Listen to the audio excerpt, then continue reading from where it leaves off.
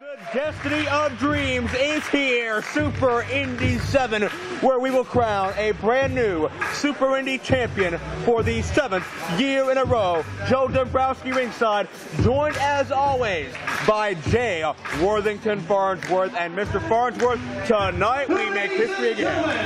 Introducing to you first, weighing in at 186 pounds, he hails from Wildwood, New Jersey, he is CJ Sensation. So do you and Chuck plan that so that, like, you know, you're both talking at just the right time? The snapshot, CJ Sensation. Thanks, Chuck. So that I can't get a word in edgewise. Is there collusion going on, Joe? It's going to be a festive night. Sit back, relax for the ride, Farnsworth. It's going to be a night to remember.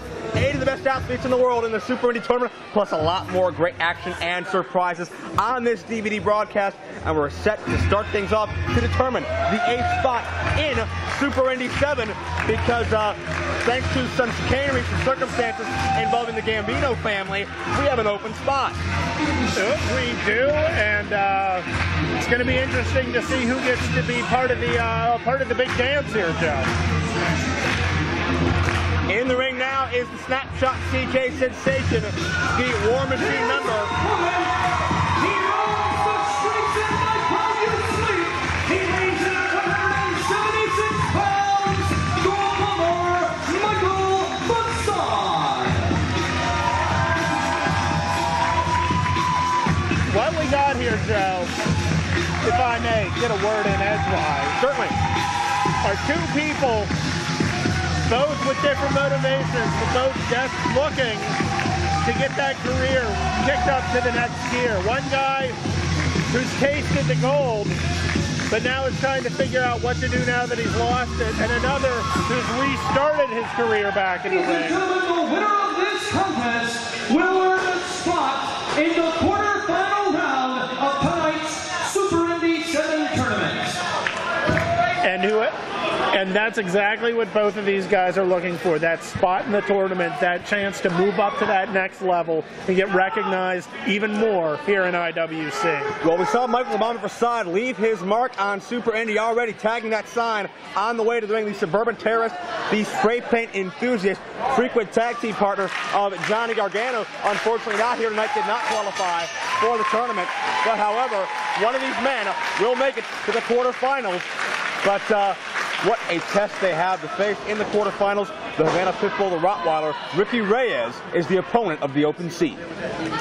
Which really, if you're looking to make a mark, what a great test to try and make it with. Ricky Reyes, former champ and double tough, $2 steak tough, Joe. Well, Ricky Reyes actually defeated Sensation in a Super Indy 7 qualifying match to make his way into the tournament in just about 90 seconds. So CJ has experienced the wrath of Reyes in the past.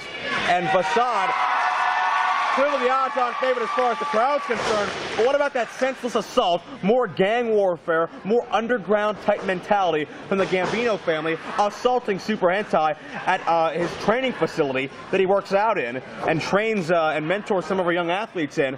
And Hentai was forced by doctors to stay out of action tonight because of a strained neck, but it's not the injury that's the story, Farnsworth. It's the fact that the Gambino family took away Hentai's dreams of becoming a 2-time Super Indy champion. Hey, look, nothing against Hentai. We're very good friends. But you can't argue with the Gambinos, because if you argue with the Gambinos, you get power-bombed into a truck. Pace quickens, but Sensation comes back with the inverted atomic drop and right to the back of the head with the elevated shot.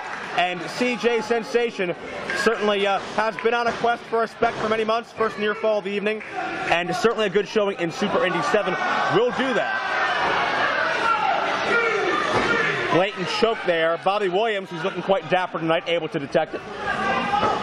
Yeah, look at young Bobby there. The fast plate. What happened to Stripes? Where did I miss the Stripes? I think Stripes are out, Farnsworth. But, well, I mean, I'm wearing solids, but I didn't realize Bobby Williams had that much street smart. I think red and black is the new Stripes. Who bought him a Vogue? Also got to touch on the fact that the fabulous John McChesney has arrived to the building here this evening, and he is dead set on making his mark on Super Indy. He had a chance to qualify, as we have another cover in the ring, 2 count and no. He had a chance to qualify against Jake the Snake Roberts, but came out short. Lights out to McChesney's Super Indy dream. And no shame in losing to Jake Roberts, but boy, you want to talk about changing the mood at John McChesney. What an angry, I mean, you saw him backstage, just steam coming off him. He was so hot. Absolutely. And I'll tell you what, John McChesney was so upset when he found out that he wasn't eligible for the Super Hentai spot in this tournament. He thought he deserved it, but and he definitely has a point to his argument. I mean, he definitely deserves it. It just got taken away from him. Spin kick from the top into the lateral press, and Facade finds 2.5. Half second away from making to the quarterfinals of Super Indy 7. And you got to wonder, are these two men prepared? Are they ready for the long road ahead, Mr. Farnsworth? Somebody is going to wrestle the match of their lives on 3 separate occasions before this night is done. Well, if it's one of these gentlemen, it'll be 4. Wait a second. I just saw a shadowy figure, and those tights look familiar. Not dressed in his trademark suit, he's dressed to fight. Wow! John McChesney imprinting Facade's head on that chair. Well, that's why he's not wearing a suit. He needed the arm room to be able to swing. Is this War Machine collusion? Sensation seems to think so. Both men have known to hang around Dennis Gregory over the past year. Oh, yes. McChesney with his necktie just clobbered Sensation in his surgically repaired neck. There is no collusion here. There is no honor amongst thieves. The electric chair driver. Just dust him. No regard, no remorse. Down onto that chair, Joe. And McChesney's gone over the edge here, irate that he's not in Super Indy 7 to try to recapture the title he's worn 4 times in the past. No friend, no foe. I am Mr. Super Indy. I am the Super Indy 4 tournament winner, and I'm the only 3 and 4 time Super Indy champion. How dare you put a gift from the Matrix and a gay ninja on this show? What's next, you want retarded cowboys and bisexual astronauts? And you people, I see on the message board, you want me selling programs in the door for $1? Damn it, I am the program here! Norm Connor's not too happy. So Norm, if you do not put me in Super Indy 7, myself and the War Machine are going to ruin your precious little tournament. Him and what's left of the War Machine. Well, I would argue that statement. Dennis Gregory has a boot camp match here tonight with the Sandman for the title.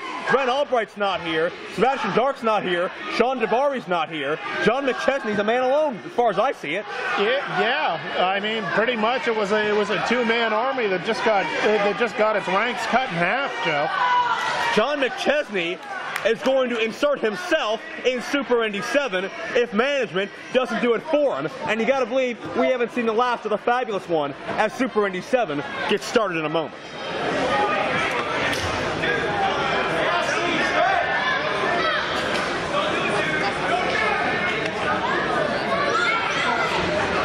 Oh, wait a second.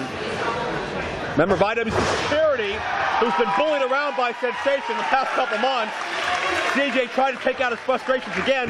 We understand this young man's not going to take it anymore, apparently. Oh, well, you know, you can only take so much, and really, if you're going to shove CJ, you may as well do it while he's hurt and weak. And I guess he ain't going to chase after you at this point. Well, CJ's going to have to help himself now. IWC Security, sick of the disrespect. Senior pitcher Bobby Williams has ruled that bout a no contest. No contest. Oh, wait a second. Now we still have an open spot in Super Indy 7.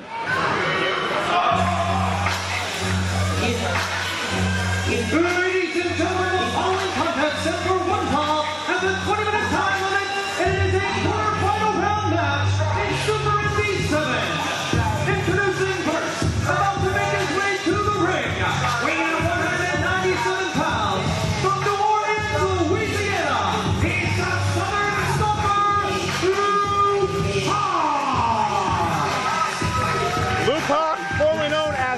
our boy Luke set for competition here. A late substitution in Super Indy 7. We've seen him in the past in tournament action, the IWC Heavyweight Title Tournament in the fall of 2006, where he went to a time limit draw with John McChesney. So Luke has proven he can take the best to the limit. Speaking of the best, probably the best dressed man in IWC next to me. His opponent. The future of fashion. Will Super Indy 7 be forever known as the night Shiima Xion gives the Super Indy Tournament a hostile makeover? Did you think that up on your own? That was good, Joe. I'm proud of you.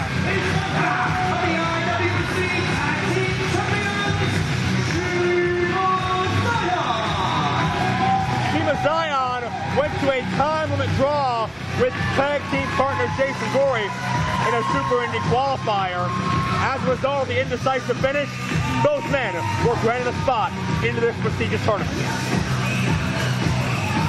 Oh my God. He's bald.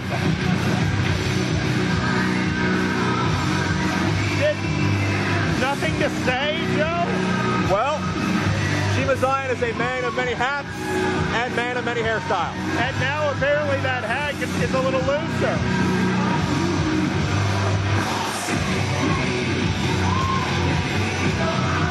This is the first quarter-final round matchup in Super Indy 7, ladies and gentlemen, and this is going to be one of the most fiercely competitive tournaments in IWC history. Bell has sounded, we are underway. Luke Hawx, who's made a big name for himself everywhere from Philadelphia to Los Angeles, appeared on the Wrestling Society X show on MTV, former competitor of Extreme Pro Wrestling and many other great organizations, looking to make his mark once again, a second opportunity to try to make it here in the International Wrestling Cartel. And already this is a better match than a Super Indy, than an opening match of Super Indy 6, because none of these people are Matt Hyson. It was almost a year ago that Super Hentai almost killed a man in the ring, and I'm hoping that neither of these two has to resort to murder. Well, one year later, I would assume that Super Hentai has the same mentality toward the Gambino family, and you gotta believe there's gonna be hell to pay there from not just Super Hentai, but Shelley and Facade as well. We'll talk more on that later, however, as right now, Shiima Xion gets to the ropes to escape the grasp of Luke Hawx. Shiima Xion competed in Super Indies in the past, competed in Super Indy 4. What a matchup he had that night with Homicide, we'll never forget it. What a beating he took from Homicide. That was where little Shiima Xion became the future of fashion, the man we see in the ring right now, Shiima Xion. Shiima also competed in the Super Indy 6 tournament last year, defeating Ruckus in the quarterfinal round, defeating Super Hentai in the semifinal round, before falling to Larry Sweeney in the finals. Great satellite head scissors by the future of fashion, dropkick follow through on Luke Hawx. And really, what a great showing from him last year. 3 of the best matches I've seen, just period, let alone in Super Indy. And Luke Hawx hightailing it. And Shiima Xion never, you know, Super Indy and the floor has never been a good combination for Shiima. He may want to get back in the ring. Very good point. Yeah, he has occasionally taken a beat. Shiima Xion back into the ring.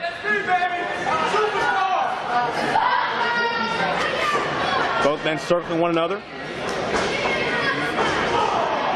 Both men have to be cognizant of the first round time limit, which I believe is 15 minutes.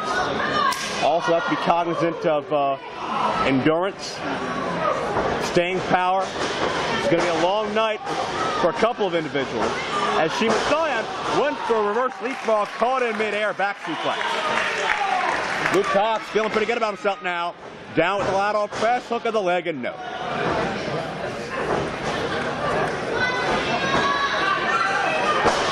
Scoop slam by Luke. Drives the knee right between the eyes.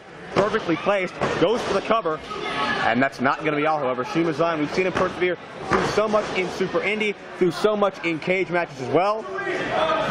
And Mr. Farnsworth, Luke Hawx has his work cut out for him. He absolutely does. What a great, just in general, what a great lineup for Super Indy this year. Just a wide variety of talent from legend to current up and coming. I mean, Jerry Lynn is here. What a great competitor. I mean, for a geriatric old has-been. Wait a second now. Shiima Xion, beautiful drop kick, nicely done. And Shiima Xion mounting some momentum here. We have former heavyweight champions here. We have former Super Indy champions here. And indeed, as you said, a former bona fide world heavyweight champion in attendance tonight. But Shiima Xion, look out! Down with a somersault senton. That was a high risk for Shiima Xion, but it certainly paid off. Shiima the first to his feet. Sorry, I am going through puberty again. Well, we understand there's excitement in the air, Mr. Farnsworth, as Shiima Xion has Luke Hawx back into the ring, cover 2-0. Excitement. I thought that was fertilizer. No. Pop another Halls. It's going to be a long night, sir. Tell me about it. Shiima Xion has Luke Hawx back in the ropes. A whip in. Nice corkscrew kick right to the facial features of Shiima Xion. Where did Luke pull that from? I'm not sure. However, it looks like Shiima Xion a little less pretty than he used to be after that. Referee Stephen Coulter checking on the situation. And wait. Backslide attempt. Look out. Counter wrestling. Has the last 5 minutes. 5 minutes gone here as Luke Hawx able to connect with a suplex. Stephen Coulter's strike list too. Yes, he is. Why didn't I get this memo? Nothing gets by you, does it? I'm pointing it out. Maybe the fans didn't notice. You know they're not too bright. Oh, excuse me. Luke Hawx sends Shiima Xion for the ride. Shiima gets the foot up. Measures him. Look out. Beautiful midair switch into the Hurricane Rana. Xion, can he advance to the semifinals here? No, Luke Hawx gets his foot on the bottom rope. And Luke Hawx earlier calling Shiima Xion a sissy for going to the ropes. I wonder if he still has that assessment. Hard heel kick right around the temple area. Ooh. Just boots right to the side of the head. Look out. And charging in with the knees in the corner. Nowhere for Shiima Xion to go. And you can see the determination in the motion and the body language of Luke Hawx. Jackknife pin. Shoulders are down, but Shiima Xion kicks out. And Luke Hawx a little frustrated, but really it took a second before going for the pin there. Had he just rolled right into it, he might have been okay. He might have won it. Crowd is firmly on the side of Shiima Xion, one half of the current tag team champions. Cover 2-0 as Shiima Xion again able to kick out.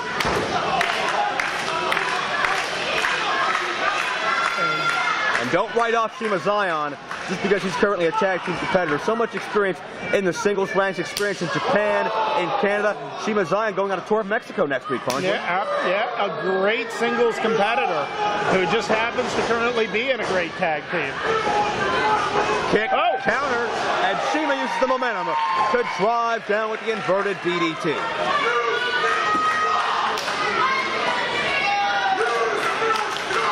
And Stephen Coulter with the obligatory 10 count. If this ends in a draw, we could have a lot of open spots here at Super Indy. Yeah, because if you get a spot and I don't, I'm going to be ticked. Well, I'm not getting a spot. They like you better, Joe. Well, I wonder why. Because I don't offend people out here every week. Whatever, you suck up. Need some chapstick? Shiima Xion back to his feet first. Wild swing by Hawx, nobody home. Hard forearms, knife edge. The hard clothesline by the future of fast back elbow. Shiima Xion feeling a burst of adrenaline here.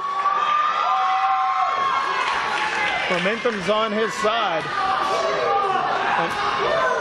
Series of knife edge chops.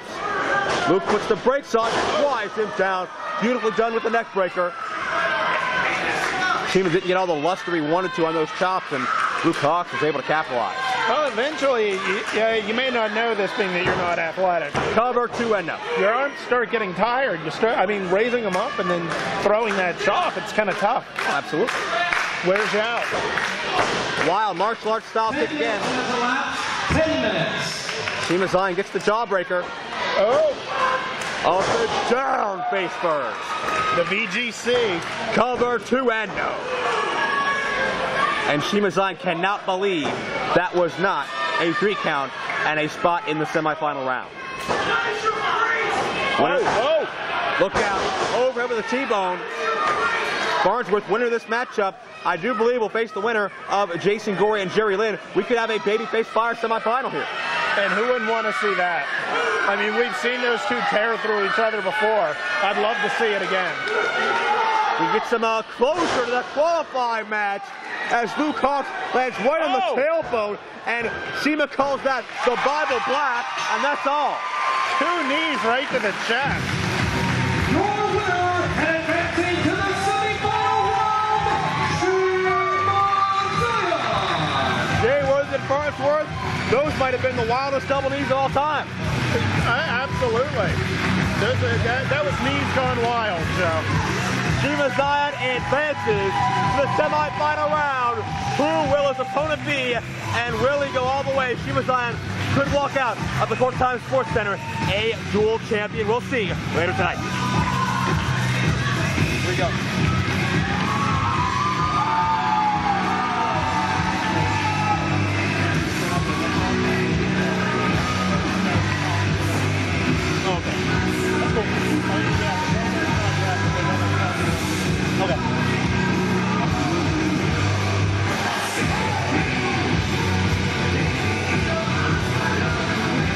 Shiima, the bigger man, extends the hand for the cake, and Luke Hawx wants nothing to do with it.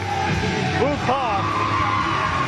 Ladies and gentlemen, this next contest is just a 1-ball with a 20-minute time limit, and it is a quarterfinal round match in Super Indy 7. Introducing first, from Hell's Canyon, Idaho, one half of the IWC Tag Team Champions, Gory. Jason Gory was in the Super Indy 7 qualifying matchup with his tag team championship partner, Shiima Xion. It went to a time limit draw, as we mentioned. Both men granted spots as a result of the indecisiveness of that decision. But what a test for the young Jason Gory in this quarter-final round match, a former world heavyweight champion.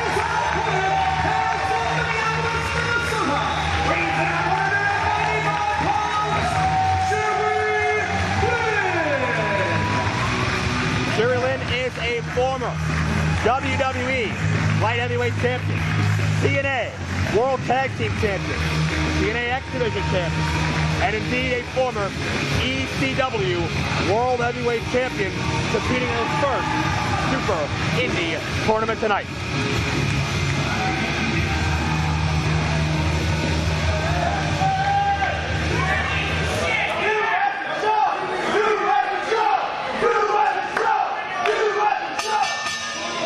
Bell sounds, and we are underway. My colleague, Mr. Farnsworth, doing a little bit of journalism work in a moment. I believe he's had to step out momentarily, but I'm going to handle the call for this contest as Jerry Lynn hits the side headlock on Jason Gory. Jason Gory, a very rich Super Indy history. Super Indy 4, he made his tournament debut against Low Key, perhaps better known in some circles as Senshi, and that was just a barbaric, violent affair. Gory's chest turned about 7 or 8 different shades of red and purple in that matchup, but he came out a very strong man from it. Didn't complain, didn't back down from the Warrior. What about last year at Super Indy 6? Jason Gory actually captured the Super Indy Championship in the second chance Super Indy Scramble. Gory had to relinquish the title about an hour and a half later when Larry Sweeney won the tournament, but still, Gory has it on his resume now as a former Super Indy champion, and he'd love to be a 2-time Super Indy champion, which could happen tonight, but he's facing one of the most well-respected and knowledgeable athletes in the game today. Jerry Lynn, a 20-plus year veteran, but still has so much speed, so much agility, Lynn has no problems keeping up with men in their early 20s. And Lynn with a leg sweep. Quick lateral press, but Gory back to his feet and a standoff. Gory would be the quicker of the two. However, the experience of Jerry Lynn will certainly play a factor here. Lynn elevates Gory in the early going. Quick inside cradle here, 2-0, and Gory's going to have to use that quickness. He's only about a hair quicker, but that's going to be his advantage. Lynn rolls through with a pinfall attempt, but Gory again back to his feet. We've seen Lynn in so many wars over the years, whether it's been with the Lightning Kid, Sean Waltman, whether it's been with Rob Van Dam, whether it's been with AJ Styles. Jerry Lynn is conditioned to go and go long and go hard. Jerry Lynn is a man who may be the best equipped. I'd have to give Jerry Lynn and Ricky Reyes the advantage as far as conditioning goes, as they are just religiously in the gym and religiously working on weight training, cardiovascular conditioning. So much goes in to what you see in that ring. And Jason Gory with the arm drag takeover on Jerry Lynn. But look at Jason Gory in control and over top of a former world heavyweight champion. Still very early on into this night, this blockbuster happening here, Super Indy 7. I've had the privilege of being a part of 6 of the 7 Super Indy tournaments, and it just keeps getting bigger every single year. I'm so privileged to be a part of this as Lynn tries to break the grasp of Jason Gory with the go-behind. Lynn reverses as the crowd is decisively split here between IWC faithful Jason Gory and longtime respected athlete Jerry Lynn. And as Gory went for the head scissors, but Lynn drops down, face first. Leg is hooked, but only a count of 2. As this night moves on, they say adversity introduces a man to himself. Who will conquer that adversity and come out on top? Who will push their body beyond their normal limits? Who will find something they never thought they had and come out with the true dedication and fight of a true champion? We will answer that question in this broadcast, and we'll be here for the duration. And check out the agility of Jason Gory, landing on his feet, but right in to a Jerry Lynn patented maneuver, the tilt-a-whirl backbreaker, lateral press, and no. Count of 2, says Bobby Williams.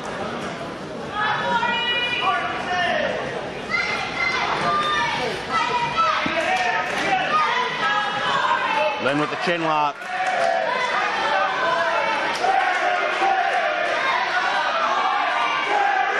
Lynn trying to plan a few moves in the future here.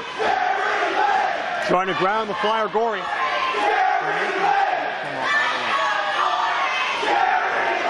Lynn sends Gory face first into the buckle. Look out here. Lynn maybe thinking power driver, no. Running power slam, but Gory slips out the back door. Handspring into a forearm, into the bulldog takedown. Nice combo offense by Gory, 2-0. Keep in mind, the winner of this matchup will face Shiima Xion in the next round. And we could be seeing an all babyface fire semifinal, and Lynn hit tailbone first. Gory gonna swing through and drives both feet into the forehead of Lynn. Cover, 2-0.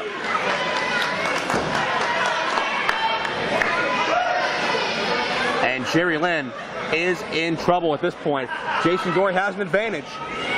He's got to stay on his man. However, Jerry Lynn may be the craftiest and most intelligent man in this tournament. Jerry Lynn has challenged for the Super Indy title before. In April of 2002, he went one-on-one with Super Hentai. Just weeks following Super Indy 1, Hentai defeated Jerry Lynn, and I'm sure Jerry Lynn never forgot that loss. And check out the agility of Jason Gory in one fell swoop up with the Hurricane. Gory gonna fly over the top. Tope con hilo as the risk taking continues, as all these athletes lay it on the line for the prestige of the Super Indy title.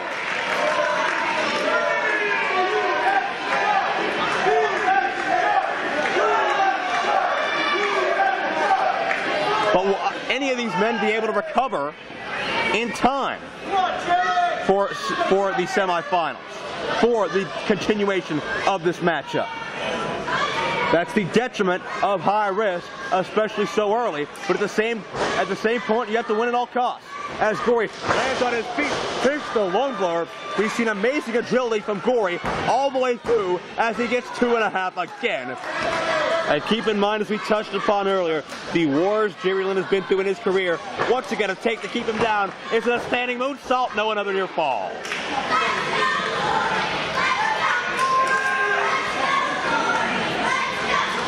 Once again, the crowd decidedly in the favor of Jason Gory. He's going to go high risk. Moonsault, nobody home. Lands on his feet, however, but ends up face first on the top turnbuckle. Lynn, powerbomb attempt. Gory counters out, but Lynn seamlessly right up into the TKO by Jerry Lynn. That'll be all. Lynn to the semifinal. Another near fall. Gory survives. Gory knows what it's like to hold the Super Indy title. He can taste it. He knows what that feeling is, but it was a fleeting moment in time as it was only an hour-long title reign. Will Gory make up for lost time here tonight? Jerry Lynn may be going for the cradle pile driver. Gory with a counter. Up and over. QAS. Knocks it off. Gory got no. 2.9. And Jerry Lynn still alive. 10 minutes gone by. 10 minutes.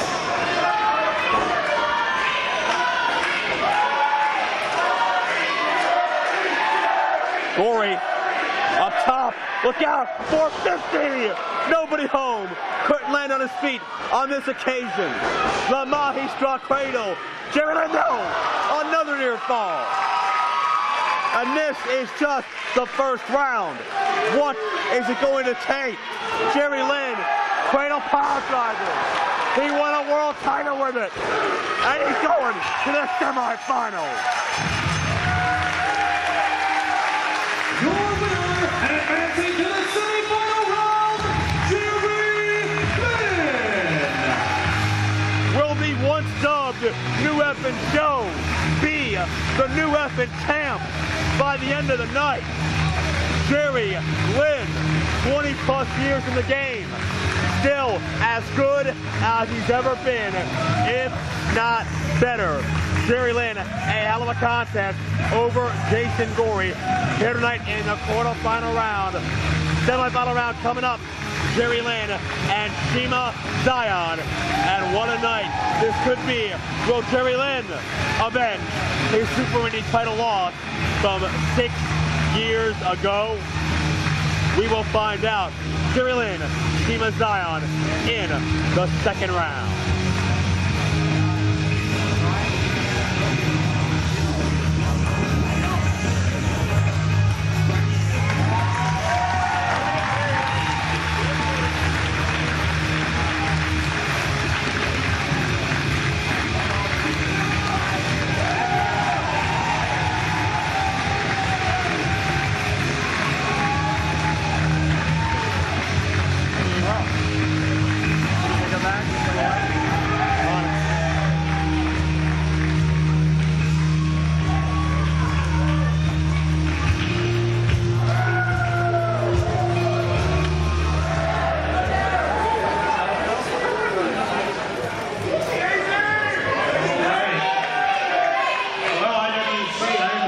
Daizee, Haze, and Daizee. Tonight you face awesome Paul. What are you thinking coming into this match? Well, first of all, I've been trained at Super My fellow Americans, I come before you tonight with strength in my conviction. I come before you to let you know my priorities are aligned.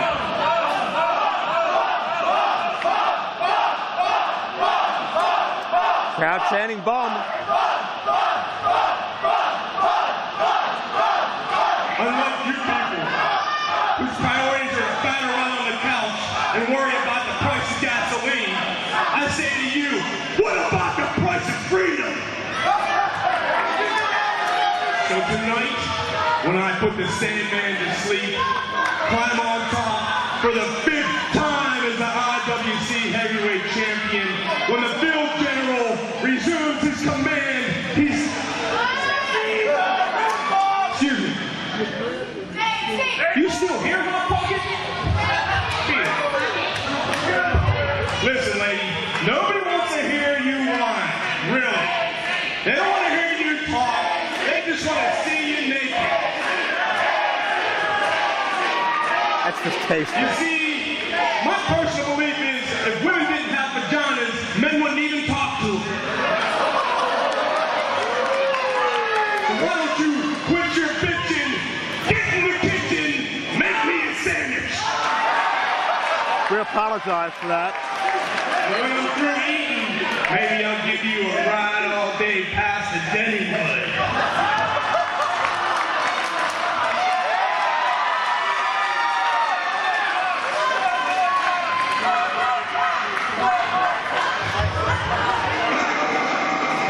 Well, that serves Dennis Gregory right as far as I'm concerned. We'll have more on him later tonight, but how'd you get that assignment with Daizee Haze? Daizee requested me. Will you be serious? Ladies and gentlemen, it's a tag team attraction set for one ball and a tournament time limit. The winners of this bout will receive a title shot right here next month in the Good Time Sports Center. Introducing to you first team number 1 from Detroit, Michigan, at a total combined weight of 448 pounds, Alex Shelley, with Sabin, Perhaps the most finely tuned and most cohesive tag team City Machine Guns stole the show at a Call to Arms weekend with M-Dog 20 and Josh Prohibition. So impressive, they were brought back and put in to the tag title picture. So here's a team that's been chasing tag title glory for well over a year and a half.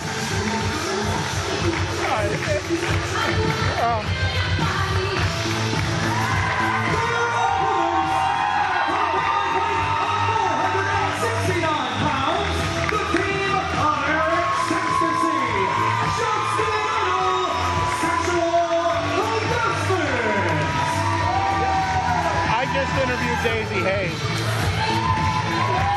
All right, and as far as Eric Ecstasy and Justin Idol go, we have seen a very start-stop type mentality.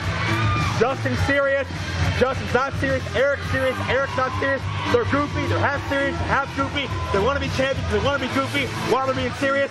It's been a conundrum to the nth degree, but it seems finally they're focused on championship goals. Well, to be fair, if it is a head game, and I'm not sure it's all a head game, it's a hell of a head game. You figure, okay, one's the clown, the other's the technician, and then they flip it on you. How do you deal with that? I mean, the Motor City Machine Guns weren't even supposed to wrestle these guys initially. Do you think they've had a chance to study the tapes, the footage of I don't like talking about tapes when it comes to Eric Ecstasy. Well, why? Do you have one that I should know of? No, but no, I didn't think that's what he meant when he said, let's watch Men in Black. We'll apologize for those remarks as well. As Eric Ecstasy and Justin Idol, it seems they are finally both on the same page.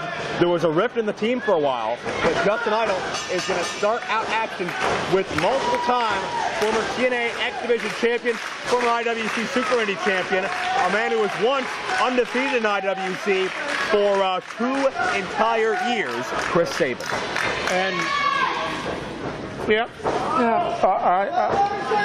You need a moment. I'm a little uncomfortable. Okay, I will touch on the fact that the Motor City Machine Guns also have a rich Super Indy history, as Chris Sabin beat Alex Shelley in the finals of Super Indy 3 to capture the Super Indy Championship in 2004. Meanwhile, Eric Ecstasy on that same show captured the IWC Heavyweight title from Dean Radford. And a satellite head scissors by Justin Idol, who matches up so evenly with both Sabin and Shelley for that matter. I would Walk right into a picture-perfect drop kick. I would say if sexual advancement, nice. If sexual harassment has an advantage, it's the fact that they have two different styles in their team. Shelley and Sabin very similar in the ring, very quick, very powerful with their speed. Whereas sexual harassment, has a size advantage with Eric X. Well, check this out. It's almost like Sabin and Shelley are programmed exactly the same. Oh, Lord! He hits hard on the outside, and Idol not going to land much better. Oh, my Lord. And now Justin Idol is at the mercy of the Motor City Machine Guns, and these men double team so seamlessly and fluidly. Eric X is finally back up to the corner. But clearly the worse for wear as Sabin plants Idol face first. And what are you thinking right now if you're Shiima Xion and Jason Gory? You got so much on your plate. Shiima is in the semifinals. Jason Gory just had a hell of a match with Jerry Lynn, and now they have to scout future title contenders, and it might be sexual harassment, who's been chasing them for months, and it might be the Motor City Machine Guns, who are well known all over the world on Spike TV every week. Yeah, well, at this point, they can't even be thinking about that. Or at least, Shiima can't be thinking about that. Shelley connects right to the face. Idol just made a blind tag. Face first goes Shelley. Idol with a backbreaker follow through.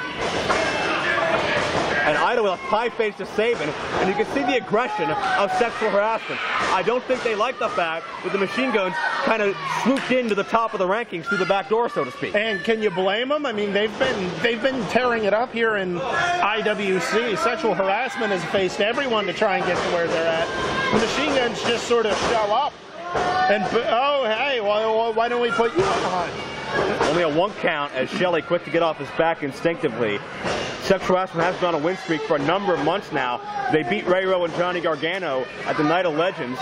Certainly J-Rock, acting on his own accord, had something to say about that as well. As J-Rock and Reyes, we should mention, both suspended, banned from being here, one by management, one by the Athletic Commission, because J-Rock's hurt and Reyes is just angry.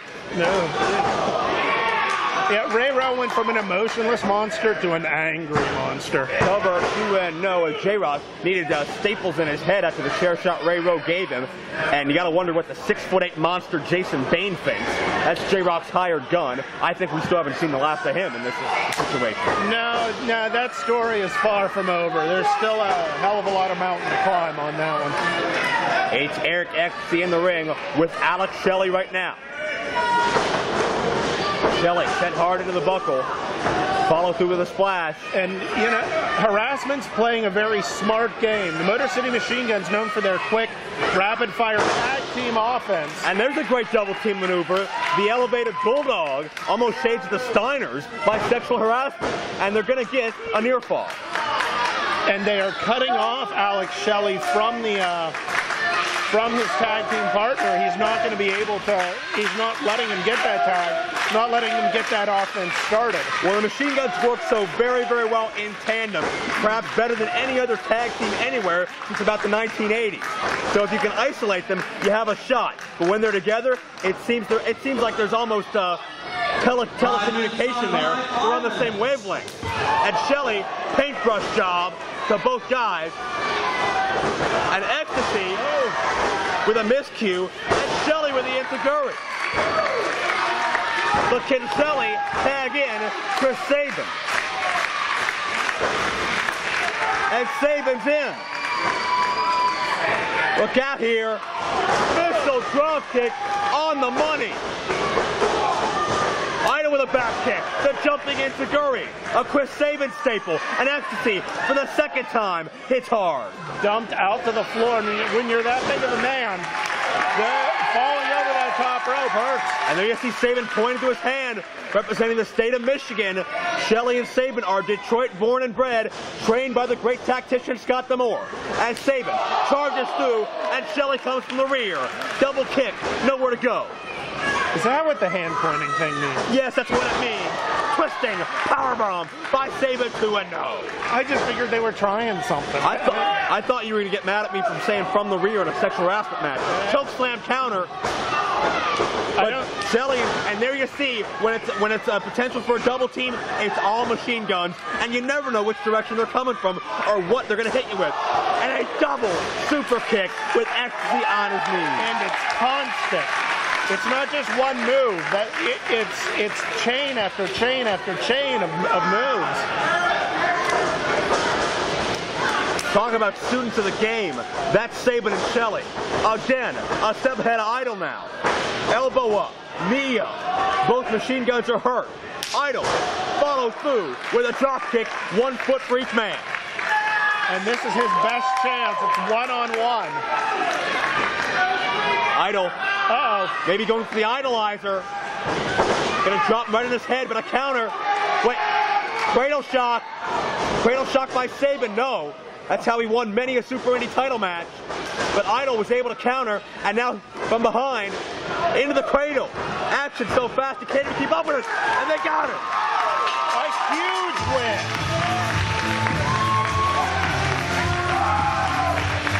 Here are your winners, Sexual Harassment. Well, Farnsworth, you can't deny it now. Sexual harassment, more deserving than anybody of a tag team title shot. They knocked off what many insiders say are the most cohesive tag team in the world today. I'm not going to say it's an upset, because frankly, Sexual Harassment has had win after win here in IWC. But I will say it's a great win for them. It's a high-profile win, and that's exactly what they needed to take that next step. And they made a big-time statement here tonight. Norm Connors, IWC management, we will not be ignored or overlooked. Next time IWC comes to Court Time Sports Center, Sexual Harassment have a tag title shot, apparently, against Baby Face Fire. And next time IWC comes to the Court Time Sports Center, I might chip in and buy a 55-gallon drum of scope just for all these damn yokers. Well, I bought them toothbrushes and it didn't work. That'll be in May, I believe, for Hell Hath No Fury. As a showing of respect, a classy handshake by all 4 men involved. Hey, wait a second. The machine guns from behind. Apparently they've got sour grapes. Oh no. Sabin's got Idol set up. Drop kick. Watch the hang time. Watch the hang time. As Sabin soars through the air. Hesitation drop kick. Now they've got Eric all alone. 2-on-1.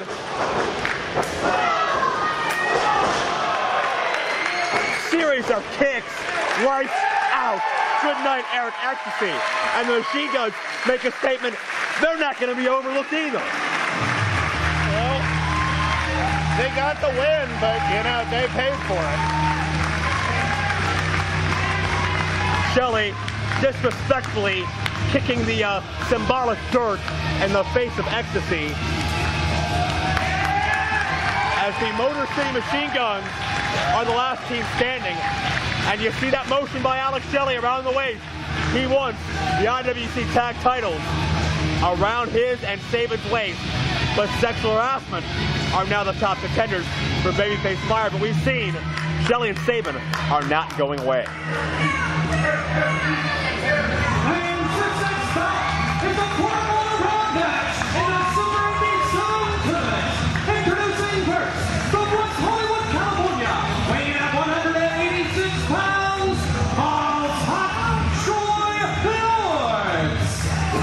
The hotness is a former Super Indy champion. A man who's had storied championship matches, both as champion and challenger, with the fabulous McChesney. Can Troy Lord reclaim the Super Indy title he has had a taste of in the past? Yes. We shall see. However, that first step's a doozy, so to speak.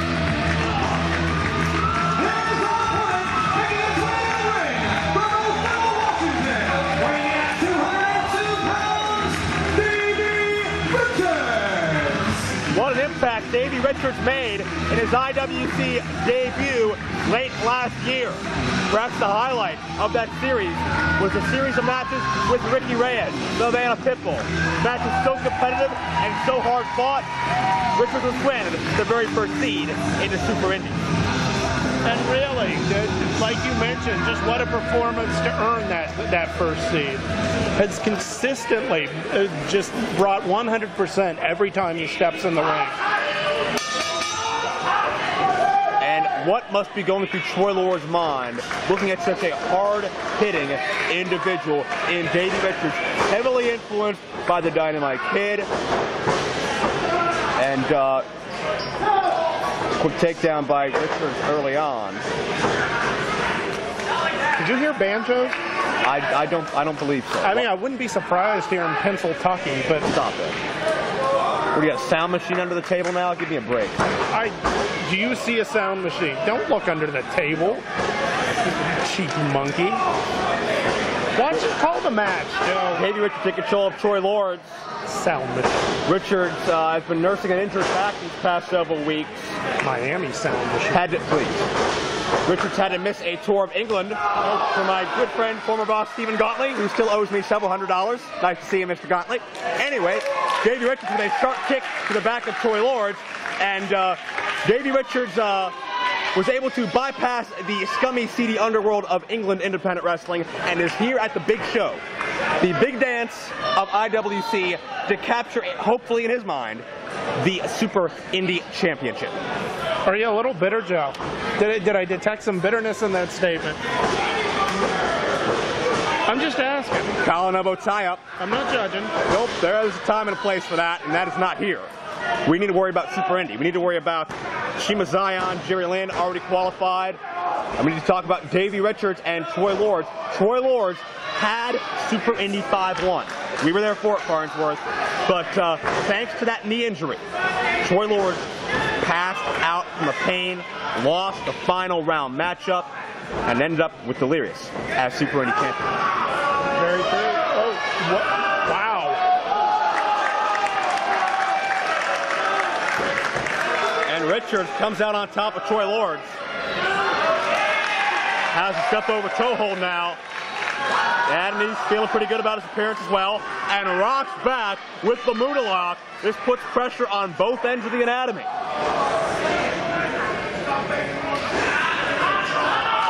Troy Lord's quick out of it. Oh, he's got the leg grapevine now.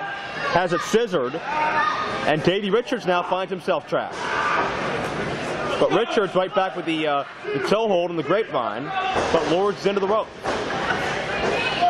Troy Lords defeated Delirious, if I recall correctly, to qualify for Super Indy 7. So as Troy Lords, literally and figuratively, put his past demons behind him here, he's proven he's good enough to wear that title. He's proven he's good enough to beat men that have won that title. But will he be able to persevere and make it all the way in such a competitive field? Well, I'm a huge fan of Troy Lords, but I gotta say, Davey Richards has been my pick for this series. Check out, lightning fast counter, shoulders trapped instantaneously, and Richards with a side headlock. For reasons just like that. He's big, he's strong, but he is double quick. Cross body, 2-0. Into the arm drag. And Richards elevates Lords up, but Lords slips out the back door. And a beautiful drop kick connects. Can you believe the amount of counter wrestling that has gone into these matches so far tonight? And Lords, high risk, puts on the brakes. Richards sidesteps. Not for long. Lords dives, but nobody home. Oh, Lord. Richards just sidestepped, and we may have our first Super Indy casualty of the year. The problem with going for everything is sometimes you don't come up with anything, Joe. And check out the crowd response for Davey Richards. What a Super Indy champion he would make, solidify his reputation here in Pittsburgh. As if he didn't already have a good enough reputation. All over the world. You talk about Japan, Europe, all over the United States, Ring of Honor, part of the No Remorse Corps. And Davey Richards looking to add yet another prestigious crown to his resume. And Troy Lords is hurt. And it looks like he's hurt badly. Yeah. And now he is at the mercy of a lethal competitor. And as cruel as this may seem, I don't blame Davey Richards one bit.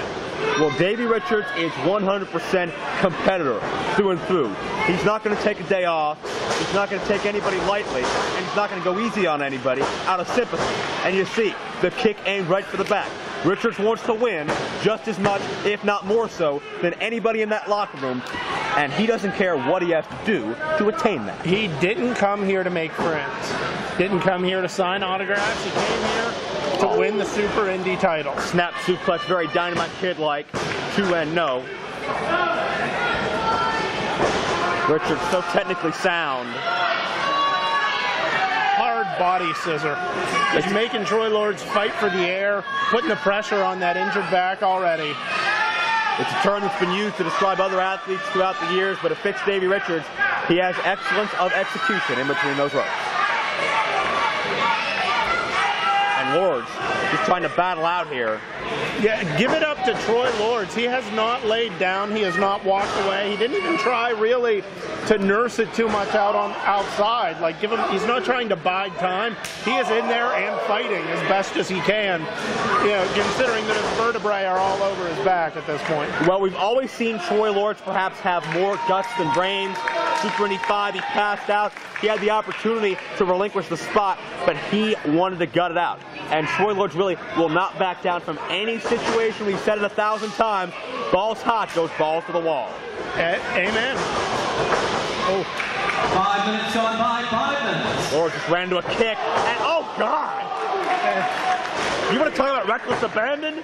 Richards just dropped Troy Lords. Don't think he gave a damn where he landed, but Troy Lords still kicked out. And Troy Lords kicked out. He got dumped on his head, sideways.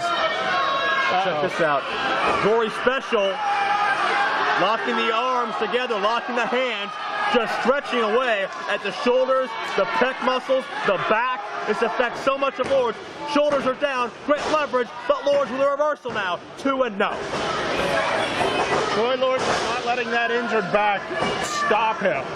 It's slowing him down, but there is no quit in his vocabulary. And he's still fighting. Jawbreaker. Series of forearms.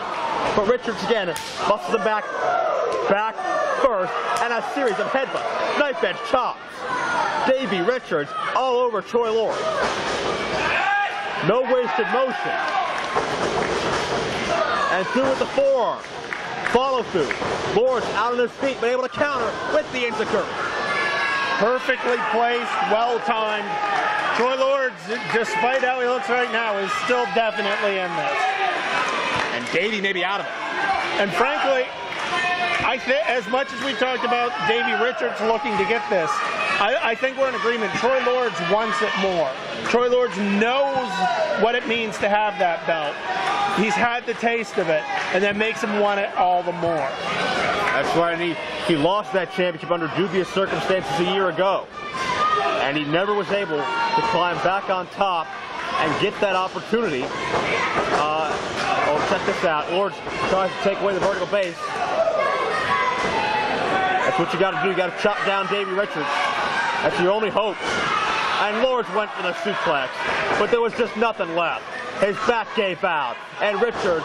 And a knee to the head. Lords is still fighting. A kick to the temple. Can you believe the perseverance in Troy Lords? I'm having flashbacks to Super Indy 5. A hell of a brain buster. Does he have enough for the cover? He spiked him. 2, and no! Richards escapes. It's amazing how quick you can clear those cobwebs when you start to hear the pounding on the mat. What an effort by Troy Lords. And the crowd seems to be somewhat in favor of Richards here, but certainly respect for both men. Shoulders trapped, but no. And just like that lightning fast, the tide has been turning in this matchup. Enziguri, don't know if he got all of it, but Richards looking to get all of this. Down with a gutbuster. And Richards. Lords fights out. Hurricane Rana. He's got the cover and no. Another near fall. Lords dumped himself right on his head with that, but he still had the wherewithal to hold on. He was still able to pull him over. Troy Lords is acting like he didn't just dump his spine all over the place. Lords up top, moonsault, risk, but I believe Richards got a knee up somewhere on Lords, and got a running back kick. This could be all here. Powerbomb, folds him up. Richards, another near fall. Now what? Texas Cloverleaf. Cloverleaf. Is Lords going to tap away the Super Indy title? Can he hang on? He's passed out before in a similar situation, but tonight was not his night. What a fight! What a knockdown, drag out, great match.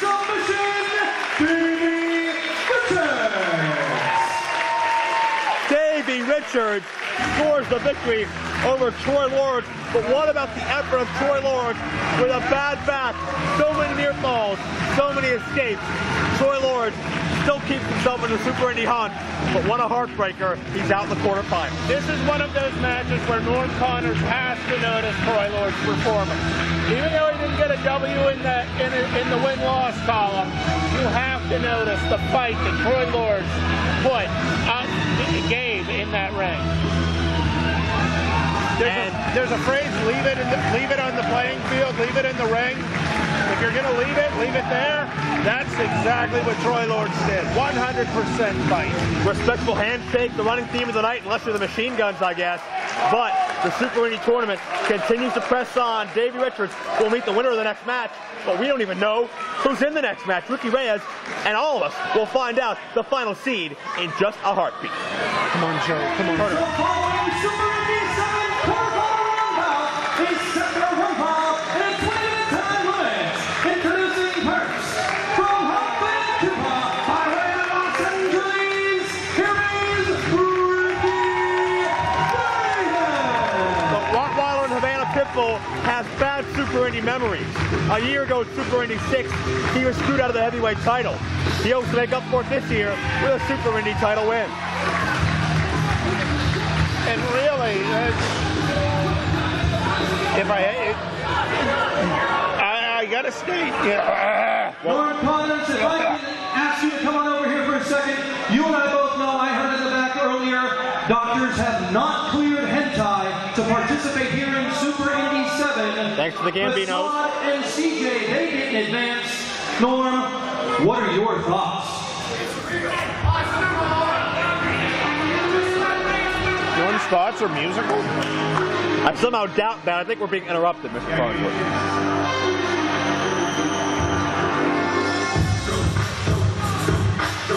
And I can only assume that this is indeed John McChesney, who failed to qualify for Super Indy 7. He had to go through Jake the Snake Roberts to do it. Instead, he got a 6 or 8 foot python on his body as a result. McChesney thinks he is worthy and deserving of the spot, despite not qualifying, but that is very subjective. It's up to management to decide, and McChesney apparently going to take the opportunity, whether it's handed to him or not. What?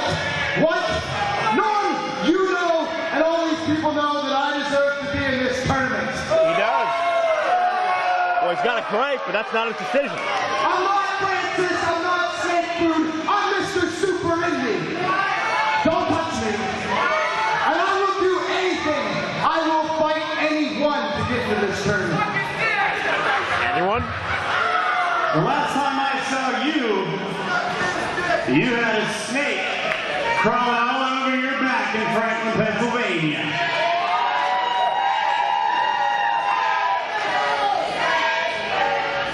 John, stay focused. So you're telling me that you'll fight anybody to get into the tournament tonight? Anyone. No one can beat me. Dangerous words when it comes to Norm's contact list. One more time. You're going to fight anyone? I told you the first time, I will fight anyone in that locker room.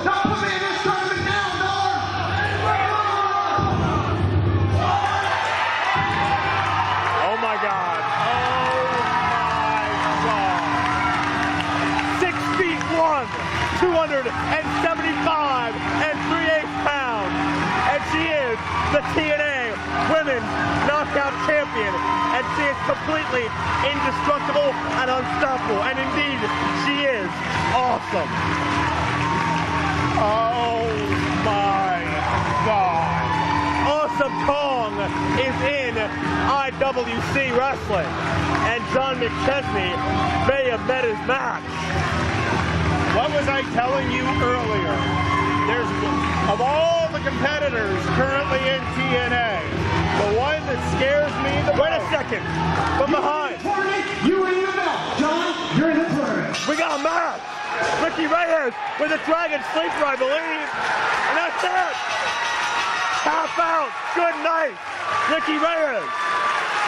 Ladies and gentlemen, time of the submission, 6 seconds, and advancing to the semifinal round, Reyes. 6 seconds. Damn, Dougie Fresh, you're on. A new IWC record. He beat CJ Sensation in about 90 seconds. He beats John McChesney in 6 seconds. Reyes' Super Indy history after 2 matches does not total 2 minutes. If I were John McChesney right now, I would be more scared that Awesome Kong might get in the ring and eat him. Awesome Kong is not left. Awesome Kong scares the crap out of me.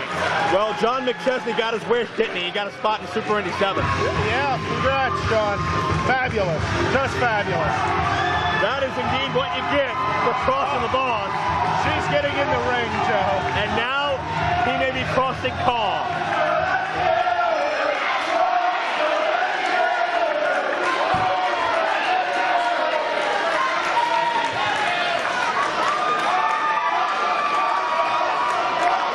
What is Kong going to do?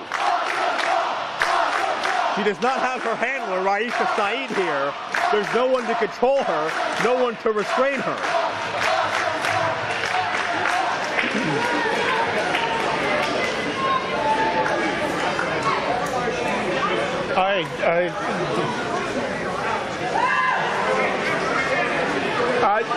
I'm a little worried for my safety.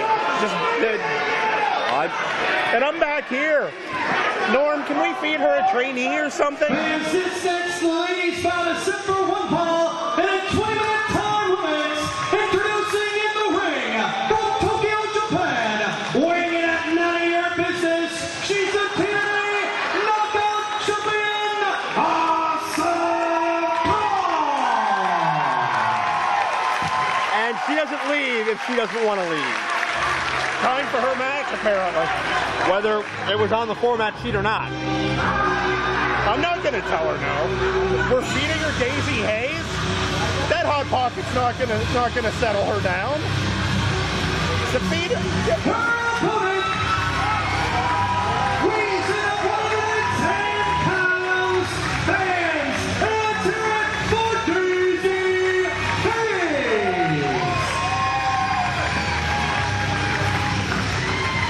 Well, Daizee Haze is a gutsy young athlete. She's a very game competitor, but has she met her match in Awesome Kong? Hell of a dame. What'd you say?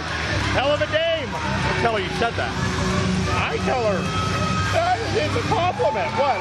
You don't think she's a hell of a dame? I think it's a bit chauvinistic of you, sir. I'm just complimenting the woman. Jeez. Awesome Kong has not moved. Thank God. 6'1". Because if she comes near here, I'm running. 6'1", 272 3/8 pounds. Have you ever seen a more dominant, physical female presence in the history of this business than Awesome Kong? I would put her against anyone currently wrestling today. Man, woman, grizzly bear.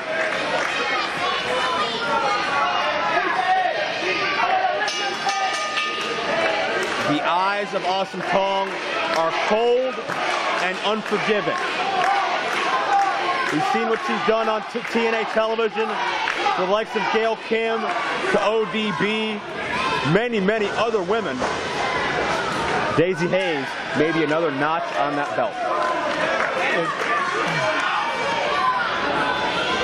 I think my strategy were I Daizee Haze, I think I would run. Just leave. That's not in Daizee Haze' genetic makeup. She's not going to run away from a fight. She's not going to back down from Awesome Kong. Because then she might not survive the night. What's it going to mean for Daizee Haze, even though it is non-title, if she pins the TNA Women's Champion? There's going to be a tape. That's a big if. What if she sprouts wings and flies around? Well, she might need to win this matchup, but she's got to try. She had to climb to the second rope to get the knuckle lock on. But if she beats Awesome Kong, you got to believe there's going to be a tape on the desk of TNA management tomorrow morning with this match on. And Daizee Haze doing whatever she can to get leverage on this knuckle lock, and that does involve the top rope.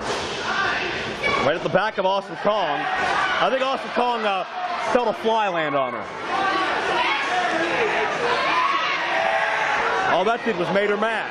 She's growling. Oh, just barreled her over. I've heard of running into a wall, but it's a rarity that the wall runs into you, Joe. This is only the second matchup, the second one-on-one women's matchup, I should say, in IWC history. We're privileged to see Sarah Del Rey late last year, but no offense to Sarah Del Rey, who is one tough woman. She's got nothing on Awesome Kong. What? Who does? That's the question that anybody who's been following Kong's career has been trying to find out for a long time now. I mean, seriously, I would put her against Samoa Joe, who is the current heavyweight champion in TNA. I'd put money on her against Samoa Joe. That would be a confrontation that would not be safe to be in any close proximity of. And Kong, again, just angered, just a little bit flustered by Daizee Haze's offense. Toying with it. It doesn't hurt. It's just a tad irritating. Those look like they had some impact. Those chops had some effect, but so did that. Not quite like those chops. Check out the leg extension of Kong, using all that weight to choke away at Daizee Haze. Second time. And Daizee Haze has got to get out of the corner here, got to hit and run. Before I interviewed her, Daizee gave me her phone number. I'd like to be able to call. Not. Yes, she did. Well, I'd like to be able to call her someplace other than the hospital. That's a total fabrication on your part. That's awesome. Just plants Daizee. I have it right here. Please. No, I'm not giving it to you. Of course you're not. Told me not to give it to the creepy guy I was sitting with. I'm just assuming that's you, creepy. Daizee is trying to fight her way up to her feet, but really to no avail here. Oh God, just brute strength in midair, and you can hear the impact. Kong didn't just drop her, she slammed her. You can see the eyes roll into the back of her head when she hit that from that choke bomb. Well, give credit to Daizee. She had a chance to lay down on that last cover, but chose not to. She's got some fight in her. By the time Kong's done, that might be all she has in her, but still. Kong with a splash in the corner as Kong with a methodical tempo. Exactly what she wants. Exactly where she's comfortable. Oh no. Giant swing. And didn't even look where she put her. Didn't even care. She's brightly colored. She'd find her. Well, very true. We're a long way from the summer low. We're a long way from Monterey here when we're with Awesome Kong. And just 5 minutes short by 5 minutes. Trying with every fiber in her being to fight out of this grasp of Kong, but again, just got shoved down.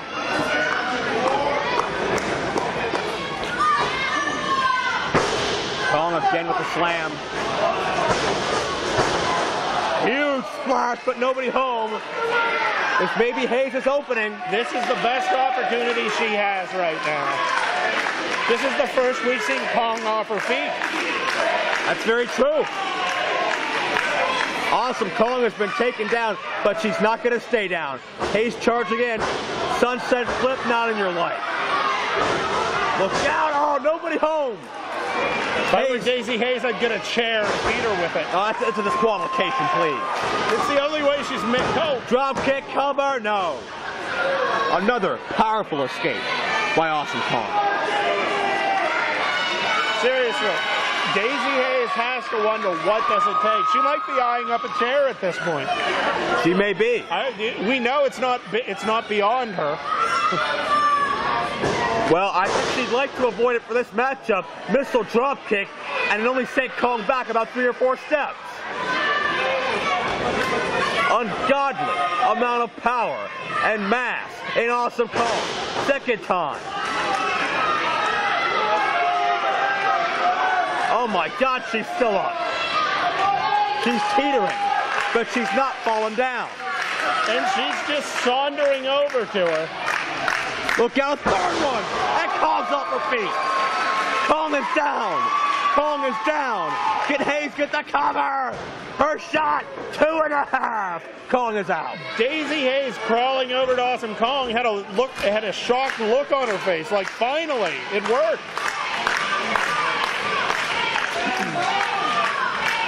Haze, heart punch. Hard punch. That's a Daizee specialty. That's a lot of heart to punch. And Kong back up. Went for that back fist, nobody home. Wheelbarrow. Haze rolls through. Great leverage move. She's got the champion, no. Haze almost pinned the TNA Knockout champion. Wow. Heart punch again. Kong blocks. Look out. Oh! The spinning back fist. Shades of Aja Kong, but with twice the power. And it may be time. Awesome bomb. Look out. This matchup is over.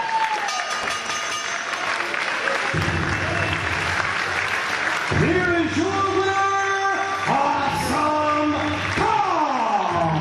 That back fist almost sent her jaw into the second row. Nothing against Daizee Haze. She put up a heck of a fight, but really, how much fight can you put up against Awesome Kong? Daizee did as well as was humanly possible in this environment.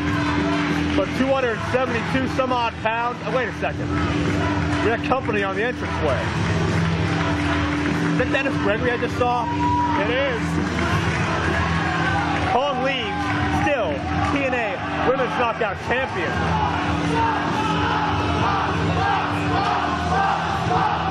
But the registered bum of the evening, former heavyweight champion Dennis Gregory's got a boot camp match tonight. Gonna rub it in on Daizee Haze here, it looks like. They had a confrontation earlier. Yeah, I was there. And Daizee Haze has some backup. Delirious. Make sure nothing nefarious goes down.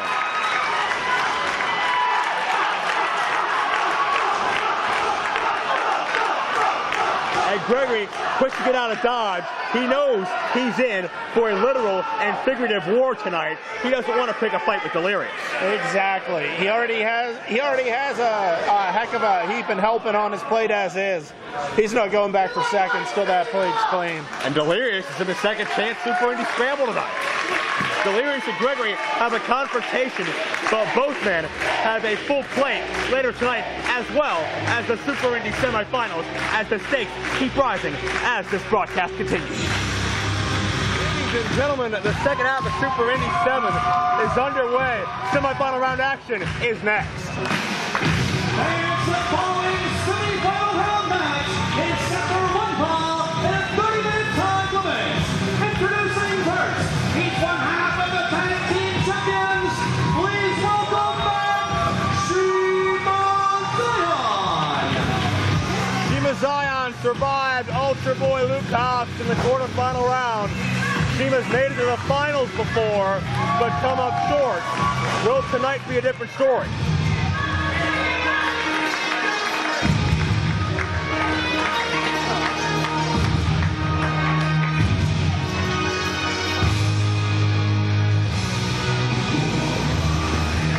Here's our opponent. Needs no introduction, Lynn. In 2007, Jerry Lynn was the ECWA Super 8 Tournament champion.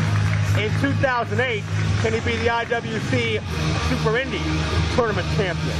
Well, I think it's also worth mentioning that I believe as of March he was the AARP champion.